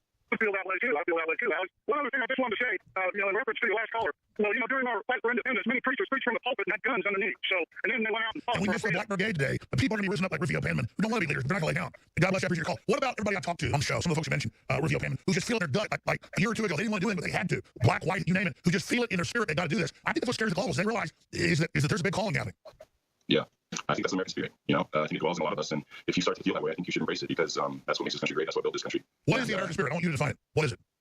The American spirit to me is having an incredible pride. We call ourselves Western chauvinists. It's like extremely patriotic. But, you know, just doing what's right and doing what's best for your people in the most free sense of I guess, that term. It's really hard to explain. It means not calculating, but whatever is the most honest. I mean, it means just doing what's right. Right, exactly. Yeah, it's a very selfless feeling, and that's what this country is built off of. Is selfless men, you know, who put themselves on the line, gave ultimate sacrifice, and so that's why I would say the American spirit is. So it's like an exorcism nationally. What are the globalists, the Chi-Com minions? What are they going to do as the top blows off our heads and like out of the ashes comes this huge giant? They see it now. What are they going to do though? I think they'll you know, they might go to more extreme lengths. They're going to try and reach for whatever they can use to, you know, harm us, to hurt us, to scare us. You know, until somebody gets killed. But you know, once that happens, then it's obviously I think it'll go to the next step, and that's you know when we'll see some real civil war. And I think we're about to cross that point. Back in 2 minutes to discuss that. I don't want to go there, but if they take us there, it's our domain. We're taking more calls this segment than the next, and then Dr. Nick Baggett's one of the top expert on globalist shadow government, secret technologies taking over. His dad was a congressman, plane taken down. His brother, U.S. senator, he's one of the smartest guys out there taking over. Rufio Panman, who's gone out and faced Antifa all over the country. You're like, okay, great, knocked out a few guys trying to kill him, big deal. Well, where are you? And I know most guys aren't like that, but I'm just saying history is happening now, and they're trying to intimidate everybody. And so it's true, people ask me to go to these events like, well, I'm doing big stuff and digital stuff, and it'll be a big circus, and they'll call out SWAT teams and 1,000 Antifa show. But I got to kind of realize I got to show up. So I will be showing up at some of these events soon, maybe in Portland, wherever. They've all asked me to do it. I know I'm walking into a death threat, but it has to be done because we can't sit here and celebrate what Rufio's doing if we don't do it as well. Now, Rufio, I want to take some phone calls in the segment the next, but I wanted to ask you, was any other little tidbits you wanted to add? Well, I was going to ask you if you'd be willing to do a Proud Boy First Degree. What's a Proud Boy First? I mean, I've given this song I followed. What's a Proud Boy First Degree? You just say that you're a Western chauvinist and you just apologize for creating a modern world. I am a Western chauvinist, and I do not apologize for creating a Western world. For real. That's all, man. That's all I wanted to ask. But the Renaissance is a hope for all humanity. The Renaissance launched abolition. It launched women's rights. It's not like because I agree with you, but they misrepresent what that means. It means we were the best ideas of humanity. Christianity mixed with the Renaissance, other ideas that said, let's empower everybody. So why do we sit back and told we're the racists when we tried to free the whole world? I agree with that ethos. Yeah, I think it's, it's their go-to. They don't have anything else to hold against us. We're great people. Some of the biggest hearts I've ever met out in this patriot movement. The most welcoming, loving people will do anything for you. So, obviously there's not really anything else you can call them other than racist, but that doesn't stick. So I don't really know, what their intentions are, why they're staying so hard with that narrative. But, well, I'll come out in Portland, but I love to share the spotlight. We should have Gavin come out there with me. And I guess we'll have a big rally in Portland in a couple months. I think I'm going to come up in August for a little bit. We should have a big event, build it up, and I'll be there. That sounds good, yeah. Because I can go to all the universities and circuses in the news. I just have realized, I go to that level instinct, thing, subconscious analysis, supercomputer stuff. And so I haven't figured it was right. I haven't done it. I think with Portland and what I've seen and everything, I think it's the place right in the lion's den to show up and have a big event. I think you're right. Yeah, Portland is by far the biggest Antifa far left crazy den of, I don't know, just darkness. But what do you think they do when they attack people and get their ass kicked every time? So don't they get the losers? I would hope so, but they think of themselves as kind of like the Star Wars, rebels, the resistance. They're justified even if they lose. It's just to prepare for the next battle for them. So if they can punch a baby in the face and spray some capitalist, exactly, they have no rules. They realize they're total cowards. Right. Well, they're the real. They call us Nazis, but they're the real Nazis, like the brown shirt state. So when they're hitting people, babies, and stuff, it's all justified because all we represent is evil to them. Well, I'll be honest. I'm not the toughest guy around, but if I see somebody punch a baby, I can't help it. It's not going to go well. So, yeah. But like you said, it happened before. That's what they do. We'll be back with the final segment. Our guys take a few more calls on the other side of this quick break. Newswars.com, Infowars.com. Nick Vegas is taking over. But can you imagine being a grown man who would attack a woman? I mean, that's a liberal, though. So, the foretold battle is now here. We're taking your phone calls. One more segment. Nick Vegas is taking over. We have joining us Rivio Penman at Rivio Penman TV on Facebook, Instagram, Rivio_Penman. The point is, the Antifa Slayer. There's actually a lot of boxing footage. This is right up there with Muhammad Ali. It's just great stuff, like the wind up and then shoving him so his head slams on the ground. So he's trying to kill you with a baton. Like, I don't celebrate violence until you attack me. Then because I'm not offensive. I'm defensive. So you want to beat somebody for no reason? No, but you try to kill me, then I will hurt you. And there's a lot of other footage they run down the street. I want to take a few phone calls. But Rivio, describe the atmosphere where the police just happened earlier. Heard everyone in rather to have a big fight, and then what Antifa did, because you can't tell the footage our side, once you broke that guy's jaw. Right when Antifa started throwing explosives, it seemed like that was when cops kind of dispersed. They just kind of stood on the sidelines. You can't even really see them in most of the videos. They're kind of off on the side, but so that just left us to go and fight him as they charged us, and he charged back. After I knocked out that guy, which I didn't even really fully realize until later when I saw the video, you can see that they start to disperse and run back to their side as we started to, take out one by one, because you can't really see to the other side of the video that my guys are going to town on some of the people that were attacking us. I've seen the videos. It's amazing. And there's melee of them. Was this before or after they were marching down the street and led you guys together? That clip was at the tail end of the march. This was right after they revoked our permit, which they should not have done. And we're really upset about that. And told us to get on the sidewalk and they were going to protect us, basically. So after that punch, about 5 minutes later, we marched back to the rally point at the park where DHS was, the Department of Homeland Security, which they did actually a pretty good job. Sure, so but imagine the cowardice that you knock out one of their people, then they all run. Like, in a real fight, like you knock our lead out, we attack you. What is the psychology of you knock one out, they all run? I mean, there's like the one guy willing to fight. Well, yeah, I mean, it's the opposite mentality of us. If they took out one of our guys, we don't charge in. So that's what it's kind of funny to watch. But exactly, their instincts are the opposite of ours. What is that? Well, they don't know it. They're not fighting for something they love. They're angry. They're fighting with anger, and that can quickly turn to fear. And so that's when you're fighting somebody who loves their country and is fighting for their country and their people. That anger is going to quickly turn to fear. Exactly, but if you're fighting for love, you can't beat them. Right, exactly. Long term. I will take a few phone calls here. That's really deep what you said. Who's up next here? Let's talk to Aaron in Michigan. Aaron, you're on the air. Go ahead. Hello? Yes, sir. Go ahead. How are you doing today? I'm good, man. We're sorry to die here. I'm doing really good. I support you financially as much as I can. Thank you, brother. But I feel like you were talking to me earlier when you said that we need to get off the wall and start to do more, because I stay trained for when that moment comes. But what else more could we do as patriots of this great country? I asked that question because I need to be innovative. I don't know. Rivio Penman, you're on the front lines of taking action. What should we do? Well, at the very least, get involved with other like-minded men. We were all individuals at some point, but the strength comes when we can get together, and it's really easy these days. The technology that we have to be able to network with each other. I mean, Proud Boys is exactly. The globalists fear men. Why? Because men are ready to fight. Yeah. And, just even if you come out to, I encourage anybody to come out to a rally, even if you can't come on a regular basis, just to see firsthand, what it is that we're facing, because that you should, when you see that, you're going to envision what your children are going to be seeing if you don't do anything. I see this God always gives us a reprieve. And if we don't beat this now, can you imagine 20 years what's going to be like? Yeah, exactly. God almighty. I mean, men that will beat up women and children. I mean, these aren't men. These are, God, you look at these Antifa people. They're just, the crazy thing is none of them would fight you over 1,000 Antifa. In the old days, like El said, the movie, a special story, they would send their champion to fight your champion instead of having a war. That makes sense. They send their champion out. He's a big guy. You break his jaw in the first field, then they all cave in. Shouldn't they get like, wow, we're really wimps. Everywhere we go, we get destroyed. Can't they just realize that they're in a cult of weakness? I wish that we would. I think they find strength in numbers, and they try to intimidate people in numbers. They'll take over a city. And with cops standing down, in a lot of cases, they'll win when it's a situation where people are outnumbered. Just your average citizen isn't going to want to stand up against, 100 plus Antifa dressed in all black with masks and weapons. It's being encouraged in a lot of these cities. So there's not really much, the average person can do. So it takes, men standing up and showing up to these things and standing against these people. It takes men. Andrew in Washington. Andrew, thanks for holding on the air. Hey, Doc. I just want to say it does take great encouragement. I went to the Mariners game on the 4th, and I was wearing my Donald Trump 2020 Infowars t-shirt. So I want to say I think the tide is turning because I went there fully expecting a fight. I had my youngest son there with me. He was legitimately scared. But I got nothing but high fives and hugs, and everybody just wanted to take pictures, and it was crazy. Well, that's the paradox. I agree. I'll walk down the street in a Trump shirt, or just who I am, and 30, 40 people, black, white, Hispanic, love me. But then, like, when you least expect it, somebody like comes over and attacks you. And that's the great thing, though. They think the bullying is dominating us like we're them, because they would be for pressure. So that's a great point. Let me ask our guest here, Rufio Panman, who knocked out the main commie leader, the Antifa. Where do they not get that paradox? That they think we're like them, caring about what people say. They have no inner compass. I don't know. It's really hard to understand. I mean, I would. It's really hard to explain to people, the mentality and their whole. And so I'm still trying to figure it out. But it's hard to describe how it is to that level. Yeah, right. Yeah, and I mean, like attacking women and children, it's really hard to get to that level. Yeah, the mainstream media is portraying that, if you're Trump supporter, that you're few and far between. And so, like that guy's saying, you're going out in public expecting people to hate you, when really, a lot of people, are in favor of what's going on, being patriotism or being patriot, and saying up for what's right. But they're just afraid because the mainstream media is always pushing this narrative that we're evil. I agree. So Andrew, what was it like? I mean, how many positive contacts versus negative? Honestly, I would say I didn't even see any dirty look. I was getting high fives. My son was amazed. He's like, "Wow, Dad, you're right. You're right. Everybody does love Trump." And I was like, "This is downtown Seattle." So you passed through the mental intimidation. You went to a public meeting with your son, taking your guts with you. Everything exactly. Your children to battle, and you won, which shows the example. I want to salute you, Andrew. I want to salute Rufio Panman. Well, he's doing. I want to thank you all. Our day baggage is taking over. But hey, come to Austin next few weeks, my friend. Really appreciate it. Thank you. Well, red blood is still red, ladies and gentlemen, and we are winning, and human destiny is there. So I want to salute our guests, our producers, our crew, everybody. Taking over is Dr. Nick Baggage in 4 minutes. Infowars.com. And welcome back to Infowars.com, and I'm Dr. Nick Baggage standing in today for this last hour. And I want to talk about another contrarian view of the world. I really appreciate the last segment. I'm probably going to violate all of the political correctness issues today, so I want to talk about climate change from a very different perspective than what we're all hearing in the mass media. And in fact, I went back and I reviewed a video I produced now 14 years ago before the segment today, and actually I wouldn't change a thing. What I said then, I'm going to repeat again a little bit today with some of the newer overlays in terms of what is happening. But I'm not holding man responsible. In fact, the biggest influence on climate change today, and I want to say this really loudly, is Mother Nature. It's not us. In fact, greenhouse gases, when you look at greenhouse gases in the environment, 97% of these are created naturally by natural processes. According to BBC, 3% or less, some estimates as low as 1%, are created by man. If we wiped out every single source of pollutants being blamed for ozone depletion, as an example, it would make 1% difference. You wouldn't even notice the difference because the natural cycle is moving faster than man could ever keep up. So I want to talk a little bit about that. I want to talk about sort of integrating some of the thoughts on this over this remaining segment today because I really believe that the political correctness approach in science fundamentally is wrong. It goes back even to the Age of Enlightenment over 500 years ago, where if you weren't politically correct in those days, they burned you at the stake. And I can tell you, it really hasn't changed much at all. In fact, up on the street now, we're talking about Arctic sea loss, ice loss in the north. This is 40% of the glaciers in my lifetime have disappeared from Alaska. 40% of the Arctic has disappeared in 40 years. Now, one of the often cited statistics about global warming is the oceans are going to rise 3 feet in 100 years.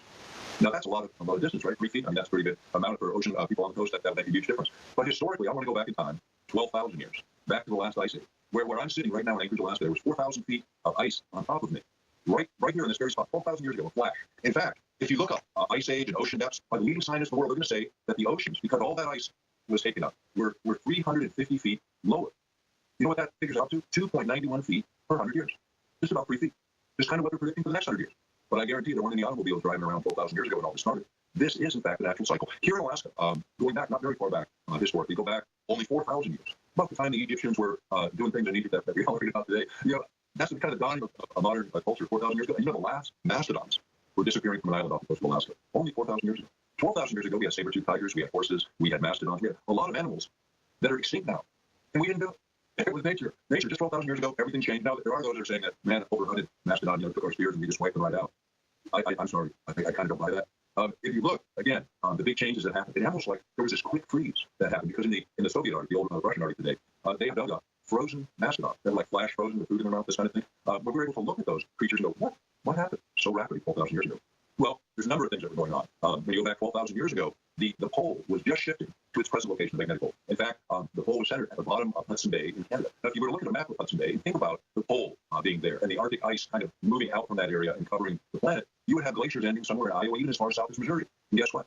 12,000 years ago, that's exactly what we had. If you go back 50,000 years ago, the pole was off the coast of Norway in terms of magnetic pole. If you think about the ice mass there 50,000 years ago, wow, that would make Alaska a lot warmer than it is today, at least in certain portions. And 50,000 years ago, we had lions in Alaska. Can you believe it? Lions. Now, on the screen, for those that are able to see the visual, you've got Hudson Bay in Canada. If you were to stretch out from there, you get a perspective on the country. But again, when you look at the ice footprint, so to speak, and what else could be accelerating its melting? Back in 2004, they discovered venting, volcanic venting in the Arctic. And they attribute this now. Oh, well, this is melting the ice from underneath. Of course it is, at a pretty rapid rate. In fact, if you look at the rate of melt, this really begins to account for a great deal of the thinning of the ice sheet. More recently, we've heard the most recent reports coming out of the Antarctic, going far to the south, the southern pole. they discovered and have charted 121 new volcanoes under the western side of the Arctic, where the ice sheet is melting the most rapidly. Some of these are actually discharging heat under that ice. And let me tell you, that heat has nowhere to go until it's neutralized, which means it is eliminating ice at an incredible rate. One serious volcanic eruption of any consequence in the Antarctic would accelerate that melt dramatically. You know, when you think about these other factors contributing to global warming and the changes that we're witnessing and what those changes then breed, we're going to get more into as the program continues. You're listening to Infowars. This is Dr. Nick Begich, standing in this last hour where our Arctic is sounding the alarm. And we'll be back shortly after this break. And you're listening to Infowars.com. This is Dr. Nick Begich in this fourth hour, standing in today and talking about climate change and the political correctness of that is not going to be for us today. I really want to deal with more of the facts and less of the hype that we hear from so much of the environmental community, the mainstream media. You know, the idea that science sometimes has to follow a political line is really abandoning the basic essence of it from my perspective. And part of that is driven actually by the division within the sciences. You know, so many are now separated rather than combined. When you think of earth sciences as an example, sort of combine what's going on under the earth, above the earth, the atmospheric aspects, as well as that which is on terra firma, on the ground. And this is, again, part of what's missing in the equation is this integration of science. And right now, the volcanologists are looking at the Antarctic, as we were talking about just before the break, in terms of volcanics and venting and what's doing to the western Antarctic as it's melting and accelerating. And I mentioned also in the last segment that the ocean heights have actually increased, according to all the mainstream science reports, 350 feet in 12,000 years. Now I want to bring a couple of other things into this frame. That means that 12,000 years ago, most cultures, most civilizations are along the coast, where there's food and seafood and all the things that humans need, as well as temperate climates. Most of the existing cultures of 12,000 years ago were buried, if there were any at all, under 12,000 years of rising sea heights, now 350 feet deeper than it was. That averages 3 feet, approximately a little less than 3 feet every 100 years. Now, granted, there were periods where it happened really rapidly and periods where it was relatively slow. But overall, again, averages over 12,000 years fit the standard model that the alarmists, the environmental alarmists, are saying 3 feet in 100 years. Oh no, the sky is falling. That's the average that nature has produced over the last 12,000 years. There's nothing new here, nothing new under the sun except for propaganda. And under the sun, that's another misnomer. You know, when you think about ozone depletion, one of the things that they never factor into the equation is every time that a rocket launches through that layer, it deposits particulate material right there, where there's an ozone hole created at that moment. When we launched Skylab, when we first observed this back in the 1970s, and they went, oh, no problem, they quickly refill. Sure, the Earth moves, things happen. You know, and it goes away, the hole goes away. But the fact is, there have been thousands and thousands of launches since that time, adding to a certainly ozone depletion. But let's talk about greenhouse gases. You know, one of the most powerful greenhouse gases is methane. And methane is being released now by the tons, literal hundreds, thousands of tons of methane gas are released every year by the melting of permafrost, which is a natural occurrence of global warming. Permafrost holds vegetative matter hundreds of feet thick in some cases, never fully decomposed. And some of it has created methane hydrates, where the methane is partially decomposed plants and then it's formed into crystals. That as temperatures go up, this is released, a tremendous amount of release. The bottom of the oceans and the Arctic seas are trillions and trillions of cubic feet of methane in crystalline form. As temperatures rise, these gases are released into the environment and are 20 times more potent than the supposed greenhouse gases that man is contributing. And again, I'll point out, man, according to the BBC, only contributes 1 to 3% of those greenhouse gases, and the rest are natural. So again, look at another factor, and we can think about the El Niños of the South Pacific. And if you remember the images on screen, they're always a plume where the heat starts and then it spreads out across the sea and creates these huge impacts to the climate. Well, I won't disagree they create those huge impacts to climate, but I will disagree with the source. I believe the source is not human beings and greenhouse gases as such, but something quite different, undersea volcanics. And let me explain why. When the sunlight hits the surface of the ocean, 97% plus of the energy is reflected away. It doesn't get absorbed into the sea. That little bit, that less than 3% that gets absorbed as heat, stays at the surface because heat rises. If you put your body in the ocean just a couple feet down, you notice how quickly the temperatures drop because, simple rule of physics, heat rises and stays at the surface. It does not start at the base and appear as a plume. That's not how it works, unless it's a volcano venting under the sea. Then it looks just like a plume because instead of just 3% of the energy being absorbed, 100% of that heat is absorbed in the ocean, and as it spreads with the currents, it spreads out and drifts across and looks just like a plume, just exactly like those satellite thermal images show. And most of these undersea volcanoes are not monitored. Over 600 were charted just in the South Pacific. Let me say it again, 600 undersea volcanoes in the South Pacific alone, and at any given time, a number of those are venting. And there's nobody monitoring at all. And certainly they're not talking about it as a contributing factor to climate change, and I believe it is one of the single biggest contributing factors. The other is the solar cycle itself, the sun. You know, the sun, if you were actually look at the solar cycle and the temperature gradient of the planet over the last 100 years, now 120 years, because we've charted this and we kept track of this historically. And what you see is a direct relationship. The charts go right together all the way through. And in fact, when you hit the beginning of World War II, and when you think about the beginning of World War II, the carbon footprint on the planet from man, and we got a whole industrial revolution going on 50 years before, and then we had this explosion literally by the war effort of a huge, huge amount of growth. And you know that we added more particulate material to the atmosphere during that next 50 years than we ever did. And yet, if you look at the temperature gradient on the planet from approximately 1941 until the early 1980s, a 40-year stretch, you saw the temperatures declining and pollutants increasing. They diverged. They weren't together at all. The carbon footprint didn't line up with global temperatures at all. But the solar cycle did absolutely. There was before I became politically incorrect to talk about other causes for climate change, BBC did this excellent special where they charted, and it's a direct correlation of solar activity affecting the temperatures on the planet. When you look at that activity over this long period of time, it becomes clear, again, that it is not human being. If you look at the added energy that comes into the Earth and that is converted to mass within the Earth, because that's a basic equation, right? E equals MC squared. That energy comes in, certain amount of energy leaves the planet, the rest is absorbed. It gets into the Earth and it begins to trigger lots of events that have nothing to do with human beings. In my lifetime, in 40 years, I've watched ice disappear from my state. I've watched the thing change all over the world. And this is natural. This is not man-made. You're listening to Infowars.com. This is Dr. Nick Begich, and we'll be right back after these short messages. And welcome back to Infowars with Alex Jones. And this is Dr. Nick Begich standing in for this last hour on a Friday. It's July 6, 2018. And I always forget to mention my website. I want to mention it now. Please check us out at EarthPulse, EARTHPULSE, EarthPulse.com. And you can link up to some of the things that we've been doing lately, some of the lectures I've got coming up. One in August in LA and later in October in the Denver area. But check us out at EarthPulse.com. I'm really privileged to be here and appearing more regularly on Infowars with Alex. I'm going to be back again on the 20th of July and then most of the Fridays through August. It's an opportunity to really talk about science in different ways, some of the issues that are plaguing us. For those that don't know me, I come from a very political background here in my region of the state. I'm one of the more conservative members of my family, although we cover it all. Republicans, Democrats, Libertarians, and Independents. And it makes for an interesting dynamic. My dad was a United States Congressman, my brother a U.S. Senator, my other brother is a state senator, my mom was a national committee woman a couple of times, and I was an activist both in the Alaska Independence Party and was a keynote this last year at the Libertarians here in Alaska Convention. So a lot of different politics. But today we've been talking about climate change from a very different perspective. Quite contrary, I know some of my liberal friends are going to be really angry at me because they bought they bought the Kool-Aid, so to speak. The thing about just before the break, we're talking about solar activity being the biggest contributor, and I mentioned again, BBC actually tracked this and shows a direct correlation between solar activity and of course the climate change and global warming. You can go back historically. Back in several hundred years ago, there was a time we had a mini ice age, where there was a point where things stayed frozen, and you could walk across the Hudson River in New York, and I stayed on it, during those years. Climate does go through cycles, and largely by the fact of nature, not man.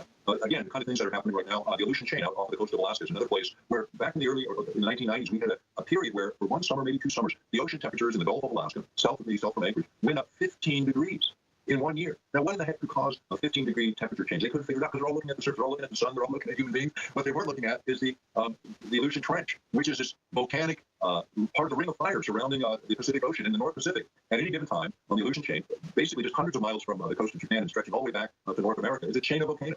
At any given time, 3 or 4 were going off on the surface, and a lot is going on underneath where heat is being released, and 100%, all of that heat energy is absorbed into the ocean and moved. Now, those ocean temperatures have a huge effect on what's going on the surface of the Earth, because the way in which the ocean currents move affects jet streams and other systems in terms of how the atmosphere dissipates its heat and how it dissipates its moisture. And when you see these kinds of changes, big swings occur where areas that were cold become warm, areas that were warm become cooler because of a general disruption in the jet streams and normal flows that we're used to in terms of climate. If you look in the Caribbean area, there's undersea volcanics there. Now, we all know that as the oceans heat up in that region, we get more severe hurricanes. So ocean temperatures matter, not just from what's going on the surface, but what's going on at depth. If you look at the mid-Atlantic ridge, which is this fault system that goes right through the middle of the Atlantic, and all along it are volcanics, starting in Iceland and going all the way down into the Canary Islands, which are volcanic islands. And always there's a certain amount of magma that's being released, and this is well documented throughout the record. And this adds and alters the heat within the oceans because it changes from time to time. There's periods where there's lots of activity, like we're seeing in Hawaii right now, where you have volcanic activity that's happening and wiping out some homes and taking out a chunk of that island because that island is over a hot spot that has moved over time. It used to be Maui, the next one over, and then Oahu, and then others. All those volcanics are extinct because the hotspot has moved, and now it's the main island of Hawaii. But at any given time, a tremendous amount of heat energy is released in the oceans, and at various times, it goes up and down and can be directly related to the temperature within the oceans. They say man's contribution could raise the ocean temperatures maybe 1 degree in 100 years. Well, that's because we don't affect it.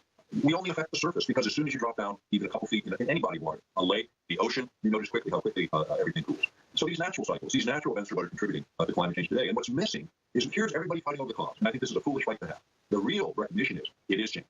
It's not going to reverse. It is nature, which means we need a more comprehensive national policy in our security interest to look at food, water, production as the agricultural footprint starts to move north. Canada is going to become one of the best agricultural belts in the world. As you see these changes occurring, this is where the big changes in terms of our economy can be greatly affected. We produce a lot of food for the rest of the world in the United States, and as our food production footprint changes, so does our ability to supply the world with its food. And again, when we think about climate changes and the impact, we need to acknowledge that this is happening. Forget the cause for a moment, and let's begin to look at our food, our water, our infrastructure, our coastal areas. In Alaska, 60 coastal communities are eroding. You never hear about it because nobody hardly all lives there. We have some communities where the elders remember lakes in front of their homes and a couple-mile walk to the coast. The coast is lapping at their door today. And it's not because of what man did. It's because of what nature is doing. And this is going to continue and accelerate over the next several decades. I went back before the segment today and looked at what I recorded 14 years ago. You can hear it today. Nothing's changed. It's the same positions I had then, and the facts bear it out even more today than they did then. But the climate, political climate, of not being able to tell the truth and not be able to talk about the real causes of climate change has suppressed science in way too many ways. And a lawsuit just thrown out of the courts where the environmental community is suing the major oil companies for changing the climates of the planet. This is ridiculous. And this is, again, the latest and greatest way for the environmental community to raise money to solve a problem that doesn't even exist as far as man is concerned. Now, there are things that I need to say about that. The reason I've not objected to the complaint about particulates in the upper atmosphere is because there is a problem with heavy metals and pollutants that are being put into the environment that are very dangerous. A lot of these chemicals are leading to false estrogens being put into the environment that leads to a feminization of species. You can look at the work of MIT scientists under a book called Our Stolen Future, which really gets into that whole aspect. But these issues are also important. As stewards of the planet, we need to be concerned about these things as good stewards. However, attributing the climate change to man is a red herring. It is not the nature of it. It's a very different situation. We just touched on the subject a little bit today. We'll get into that perhaps a little bit more in our next time we're on, and that'll be the 4th hour on July 20th. And this is Nick Begich, and you're listening to Infowars. And please check out my website, earthpulse.com. And remember, support Alex Jones, support this network and the good people behind it, and that's the way we change the world, one step at a time. Thank you for being here, and thank you for listening. This is Dr. Nick Begich signing off. You know, someone very profoundly once said many years ago that if fascism ever comes to America, it'll come in the name of liberalism. If you are receiving this transmission, you are the resistance. Infowars comes to mind. Alex Jones. Alex Jones. Alex Jones. There's a lot of controversy around this network about Alex Jones. Google's being accused of hiding negative stories about Hillary and her campaign by changing its algorithm to bury stories like the Clinton body count story. That's according to website Infowars. Dr. Martin Luther King has been shot to death in Memphis, Tennessee. JFK was shot from the back and the front. We don't know the issue of plan can it just hanging. I think this is a national security imperative. We have clear things that we do not understand how they work, operating in areas that we can't control. UFOs. Is this global governance last? Is it one world? Is that Quebec is in charge? Israel claims the attack was accidental. Some former U.S. naval officers say it was on purpose. They described today's action as part of a continuing cover-up. Russian intelligence compiled a dossier on Mr. Trump during visits to Moscow. Russian, stop! Hide everything. Held it all fake news. And he accused CNN of being fake news. This is a federal emergency. Either they kill Trump or remove Trump. It will cause a massive civil war in this country. This is a pretty high level. You are at war with Russia. Are you aware that Mr. Stone also stated publicly that he was in direct communication with Julian Assange and the police? The White House and the President are citing Infowars. They can shut us down. You're next. If you are receiving this transmission, you are the resistance. It's Alex Jones. This 4th of July is special. Everybody can see it. They can feel it. The globalists are attempting to kill a worldwide awakening of their tyranny. And America, yet again, is at the heart of the resistance to the globalists. That's why this 4th of July I'm asking all of our race supporters to think about Infowars now more than ever. And what would the world be like if Infowars wasn't there resisting the globalists? What would have happened if you hadn't supported Infowars? We would not be having the figures we have today. So yes, a lot of good things are happening, but the enemy is striking back. So please, think about Infowars and funding our operation while you get great products at the same time on this 4th of July that's so historic. We have record sales going on right now. Free shipping on hundreds of different items. More than 20 items are 50% off, like Brain Force Plus, X2's 40% off, Knockout Sleep Aid 1776, Silver Bullets $9.95 coil silver, and free shipping. You can't beat that. This 4th of July is special, and our sales are special to match it. InfoWarsStore.com.